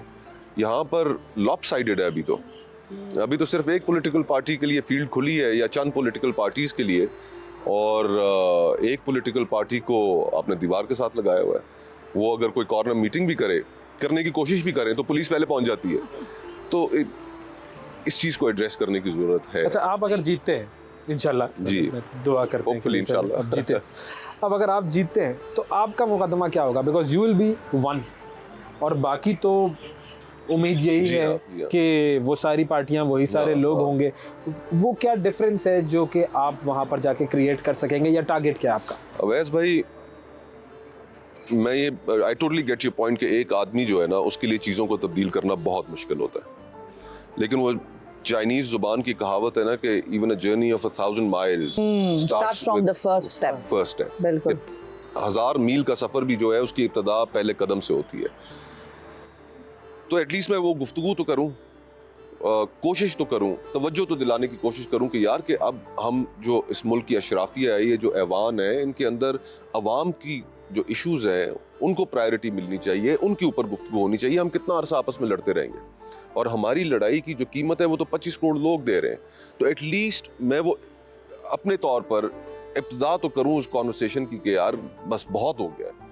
तो और जहाँ कहीं पे अभी देखिए आगे फ्रैंकली मार्च के अंदर हमारी IMF के साथ जो फैसिलिटी है वो ख़त्म हो जाएगी, राइट? एक नया IMF प्रोग्राम निगोशिएट करना पड़ेगा जो भी हुकूमत आती है, और बड़ा सख्त प्रोग्राम होगा। और उसके अंदर वहाँ पर अगर सब एक ही तरह के बैठे हुए, एक ही बात कर रहे हुए, अवाम की बात भी तो करनी पड़ेगी कि यार इनको थोड़ा सा खुदा का खौफ करो, पीछे हटाओ इनको। फिर अगर यही इंतकामी कार्रवाइयों का सिलसिला अगर जारी रहा तो कोई तो हो वहाँ पर ये कहने वाला कि यार जनाब ये क्या कर रहे हैं, बस ख़त्म करें, बहुत हो गया, नफ़रतें ख़त्म करें, कोई इसको नॉर्मल मुल्क बनाए। ये तो कोई तरीका नहीं है कि हम हर वक्त आपस में एक दूसरे से दस्तों गिरबां हों। तो ये ख्वाहिश है, ये कोशिश होगी, और मैं ये समझता हूँ कि बस अब हमें टाइम हैज़ कम ऑनेस्टली, वरना हम अपना एक हादसे की तरफ बढ़ते जा रहे हैं। और 9 करोड़ लोग, जैसे मैंने आपको बताया, 24 करोड़ 98% लोगों के अंदर सानिया है, उनकी ज़िंदगियों में तो हादसा ये हो चुका है। अगर आज लोगों को ये फैसला करना पड़ रहा है कि अपने बड़े ख़र्चों में से वो फैसला करें कि उन्होंने घर का किचन चलाना है, या बच्चों की फ़ीसें देनी है, या अपने बिल्स देने हैं, या अपने वालदैन, या कोई बीमारी है तो डॉक्टर का ख़र्चा उठाना है, लोगों को ये फैसला करना पड़ रहा है कि वो कौन से 2 करें या 3 करें और कौन से 1 या 2 छोड़ें। तो लोगों की ज़िंदगी में तो हादसा हो चुका है। और ये हमारी जो पॉलिटिकल क्लास है, सिर्फ फ्रैंकली पॉलिटिकल क्लास नहीं, उसके अंदर सियासतदान भी शामिल हैं, जजेस भी शामिल हैं, जनरल्स भी शामिल हैं, ब्यूरोक्रेसी भी शामिल है, बड़े सरमायादार भी शामिल हैं, मीडिया भी शामिल है। We got to take a break. हमें उन लोगों की ज़िंदगी के अंदर बेहतरी लाने के लिए हमें कुछ करना पड़ेगा, और ये हमारे कंधों के ऊपर एक रिस्पॉन्सिबिलिटी है। तो ये सोच है, और बस लेट्स सी। बड़े खर्चे का आपने जिक्र किया, आपका भी बड़ा खर्चा हो रहा होगा, इलेक्शन में तो बड़ा खर्चा होता है। इस मरतबा तो पार्टी भी सपोर्ट नहीं कर रही। नहीं, पार्टीज ने क्या सपोर्ट करना होता है, खुद ही जो करते है हैं, अपने पल्ले से। सारे खुद ही करते हैं। लेकिन What is your style of campaigning? मतलब क्या आपको what I करना? do is जी, हाँ, कितना खर्चा What करते हैं, keeps you किस तरह excited? करते हैं, कैसे जरा? हाँ नहीं, basically what I do is कि सुबह इधर अपने रिहाइशगाह पर बैठता हूँ, यहाँ पर लोग, होती है। दोस्त अहबाब, मुख्तलिफ एरिया से डेलीगेशंस आ जाते हैं, उनसे मेल मुलाकात, उनकी बातें सुनना। फिर शाम को हल्के में निकल जाता हूँ, फिर कॉर्नर मीटिंग्स में चले गए, अपना पॉइंट ऑफ व्यू लोगों तक पहुँचाया, और उसके अंदर इंटरेस्टिंग चीज़ें भी देखने को मिलती हैं। और फिर जो जलसे हैं वो towards the end of the campaign, कि जब आप कॉर्नर मीटिंग्स कर चुके होते हैं, फिर आप उसको इकट्ठा करते हैं जलसों की सूरत में। तो that's what the plan is, and that's how the campaign. अच्छा, लोग ये भी सवाल करते हैं कि आपको घोड़ों का शौक कब हुआ? जरदारी साहब की इन्फ्लुएंस से हुआ या पहले से था? नहीं, पहले से था जी, पहले से था, बचपन से था। अच्छा, तो you have been a good rider also? I wouldn't say a good rider, लेकिन I was a decent rider। अच्छा। जी। But not anymore, अब तो टाइम ही नहीं मिलता। लेकिन अब तो सही बात है, वो अब टाइम आपका सारा उस तरफ है जो कि अहम चीज़ है, तो बिल्कुल। तो इंसान की जो एवोल्यूशनरी प्रोसेस के अंदर जो सबसे पुरानी एसोसिएशंस है ना, वो 2 जानवरों के साथ हैं, 3 भी आप कह सकते हैं। एक शाहीन है जो अरब कल्चर में आपने देखा होगा, जिसके ज़रिए वो शिकार करते, कुत्ता उसके अंदर है, ओल्डेस्ट कंपेनियन, और फिर घोड़ा। ये इंसान की एवोल्यूशनरी प्रोसेस के अंदर तीनों सबसे क्लोज एसोसिएशंस आउटसाइड ये हमारी, तो वो तो एक शौक है बस। अगर आप असेंबली में पहुंचते हैं और सपोज सब लोग मिलकर एक शऊरी तौर पर फैसला करें कि यार देखो ये बंदा बात तो सही करता है, इसको वजीर आजम होना चाहिए, सवाल ही नहीं पैदा होता है वैस भाई। इतना शऊर नहीं आ सकता। नहीं, यहाँ पर जो ग्रीड फॉर पावर है वो इतना ज्यादा है कि यहाँ पर तो अपने खानदान से बाहर आप, आई मीन क्या, लेकिन बाकी सब तो बंद तो गए ही थे ना, वो भी अंडर स्पेशल सर्कमस्टांसेस। तो आई नहीं जी, ये तो एक और ऐसा कोई वो है भी नहीं कि कोशिश यही है कि यार के बस इनफ इज इनफ, बैठा के बात हो बस। बहुत हो चुका है, बहुत। बिल्कुल। लेकिन वैसे आपको वजीर आजम का कैंडिडेट लगता कौन है? हर एक से जिससे भी हम पूछ रहे हैं आजकल सब कंफ्यूज्ड। पहले था कि नवाज शरीफ बड़े प्रोमिनेंट कैंडिडेट लग रहे हैं, फिर उन्होंने कहा नहीं भाई ये मुश्किल है, फिर कहते हैं नवाब शहबाज शरीफ साहब, फिर कहते हैं नहीं बिलावल साहब, फिर कहते हैं नहीं, वो बस घूम ही रहे हैं सबके ऑप्शंस। आपको क्या लगता है जो हंग पार्लियामेंट या कोalition गवर्नमेंट जो आने लगी है वो तो ज़ाहिर नजर आ रही है लोगों को, लेकिन कैंडिडेट कौन होगा या हो सकता है? बीच में मौलाना साहब का और जरदारी साहब का प्रेसिडेंसी वाला भी आया कि नंबर्स कौन सी पॉलिटिकल पार्टी के पास कितने आते हैं, ये सब कुछ उन नंबर्स पे डिपेंड करेगा। और नंबर्स के बारे में अभी तक जो सर्टेनिटी है वो किसी जमात में नहीं है। लेवल प्लेइंग फील्ड का मुतालबा किया गया एक जमात की जानिब से, और फिर जब कुछ ट्रांसफर्स पोस्टिंग्स वहाँ हो गई तो लेवल प्लेइंग फील्ड की बात ख़त्म हो गई। तो अब तो वो दौर है ना कि जिसमें आई मीन कि जिस तरह सरकारी महकमों में एक महकमे से दूसरे महकमे में तबादला हो जाता है, तो अब तो इस तरह चल रहा है। तो जहाँ पर पॉलिटिकल पार्टीज़ की ये सोच हो कि जी हम इलेक्टेबल्स इकट्ठे कर लें और उनकी बुनियाद पे हम इलेक्शन लड़ लें, मैनिफेस्टोज़ की अहमियत ख़त्म हो जाए, अवाम के इश्यूज़ की अहमियत ख़त्म हो जाए, तो बड़ा मैन्युफैक्चर्ड किस्म का ये इलेक्शन है। लेकिन हमें जहन में ये भी रखना चाहिए कि 2002 में परवेज़ मुशर्रफ साहब अपनी पूरी माइट के साथ मौजूद थे, लेकिन PMLQ को मेजॉरिटी नहीं दिला सके। बिल्कुल। तो ये डिपेंड्स अपॉन द पब्लिक। ये पब्लिक को आप ये इलेक्टेबल क्लास को तो मैनेज कर सकते हैं, पब्लिक को मैनेज नहीं कर सकते आप। पब्लिक को क्या मशवरा है आपका फिर? पब्लिक अब बाशऊर लोग हैं जी, और हर किसी के मुकदमे को गौर से सुने, उसके अंदर दलील को तलाश करें, उसके अंदर सच को तलाश करें, और उसमें अपने शऊर के मुताबिक वोट करें। ये तो मैं नहीं कहता कि फ़लाने को वोट करें, फ़लाने को वोट करें। हमने ये बस तसव्वुर कर लिया है कि पब्लिक सही फ़ैसला नहीं कर सकती, हालांकि सबसे बेहतरीन फ़ैसला वो कर सकते हैं जो एक रेडी लगाने वाला है, जो एक दुकानदार है, जो एक ठेले वाला है, जो रिक्शा चलाने वाला है। सबसे बेहतरीन फ़ैसला वो करें। आप उनको मौका तो दें, आप उनकी राय सुने तो सही, आवाज़ तो सुने, कह क्या रहे हैं वो। और हर मुश्किल से मुश्किल हालात में उनके सामने जो भी ऑप्शंस थी, उन ऑप्शंस में उन्होंने ठीक फ़ैसला किया तारीख़ी तौर। तो पब्लिक को ट्रस्ट करें, उनको फ़ैसला करने दें, उनके फ़ैसले की राह में रुकावटें मत खड़ी करें। और फिर जमहूरियत सिर्फ इसी चीज़ का नाम तो नहीं है कि आप इक़्तिदार के लिए कोशिश करते हैं। जमहूरियत इस चीज़ का भी नाम है कि आप हार के लिए भी तैयार हो, हाँ, और उसको भी तस्लीम करें। ये स्पिरिट है। बिल्कुल। और ऑपोजिशन के किरदार के अंदर भी लोगों की खिदमत करें जहाँ पर आप गवर्नमेंट को अकाउंटेबल करें। हम लेकिन बस मार धाड़ और ये वो नहीं मानना, मैंने बस ऐसे बस ये अब बहुत हो गया है, बहुत नारे मारे बना लिए आपके सपोर्टर्स ने, कैंपेनर, बस वो चलते ही रहते हैं, चलते ही रहते हैं। नहीं, वो अभी इलेक्शन सिंबल अलॉट होना है। और सच की आवाज मुस्तफा नवाज। तो बस फिर इलेक्शन से मारेगा ठोकर। हाँ, that's a good one. That's a good one. इस्तेमाल कर लेना। तो बस यही है कि बस अपने इसी मुल्क में हमने रहना है जी। एक तो ब्रेन ड्रेन आपको पता है इस साल कितना हुआ है, लाखों लोग मुल्क छोड़ के गए हैं और अभी भी जा रहे हैं। हमें बस इसी मुल्क को बेहतर बनाना है और इंशाल्लाह उम्मीद है हम सब अगर राइट प्रायोरिटीज़ हों, सही सोच हो तो हम कर लेंगे, कोई इशू नहीं है। बिल्कुल, चलें, थैंक यू, बहुत शुक्रिया। ये थी नाजरीन हमारी नशिस्त मुस्तफ़ा नवाज़ खोखर साहब के साथ और इनसे हमारी गुफ्तगू हुई इनकी इलेक्शन कैंपेन और सियासत के हवाले से। आज की इलेक्शन मॉर्निंग से बस इतना ही। आपसे फिर मुलाकात करेंगे कल, उस वक्त तक के लिए इजाज़त दीजिए। अल्लाह हाफिज़।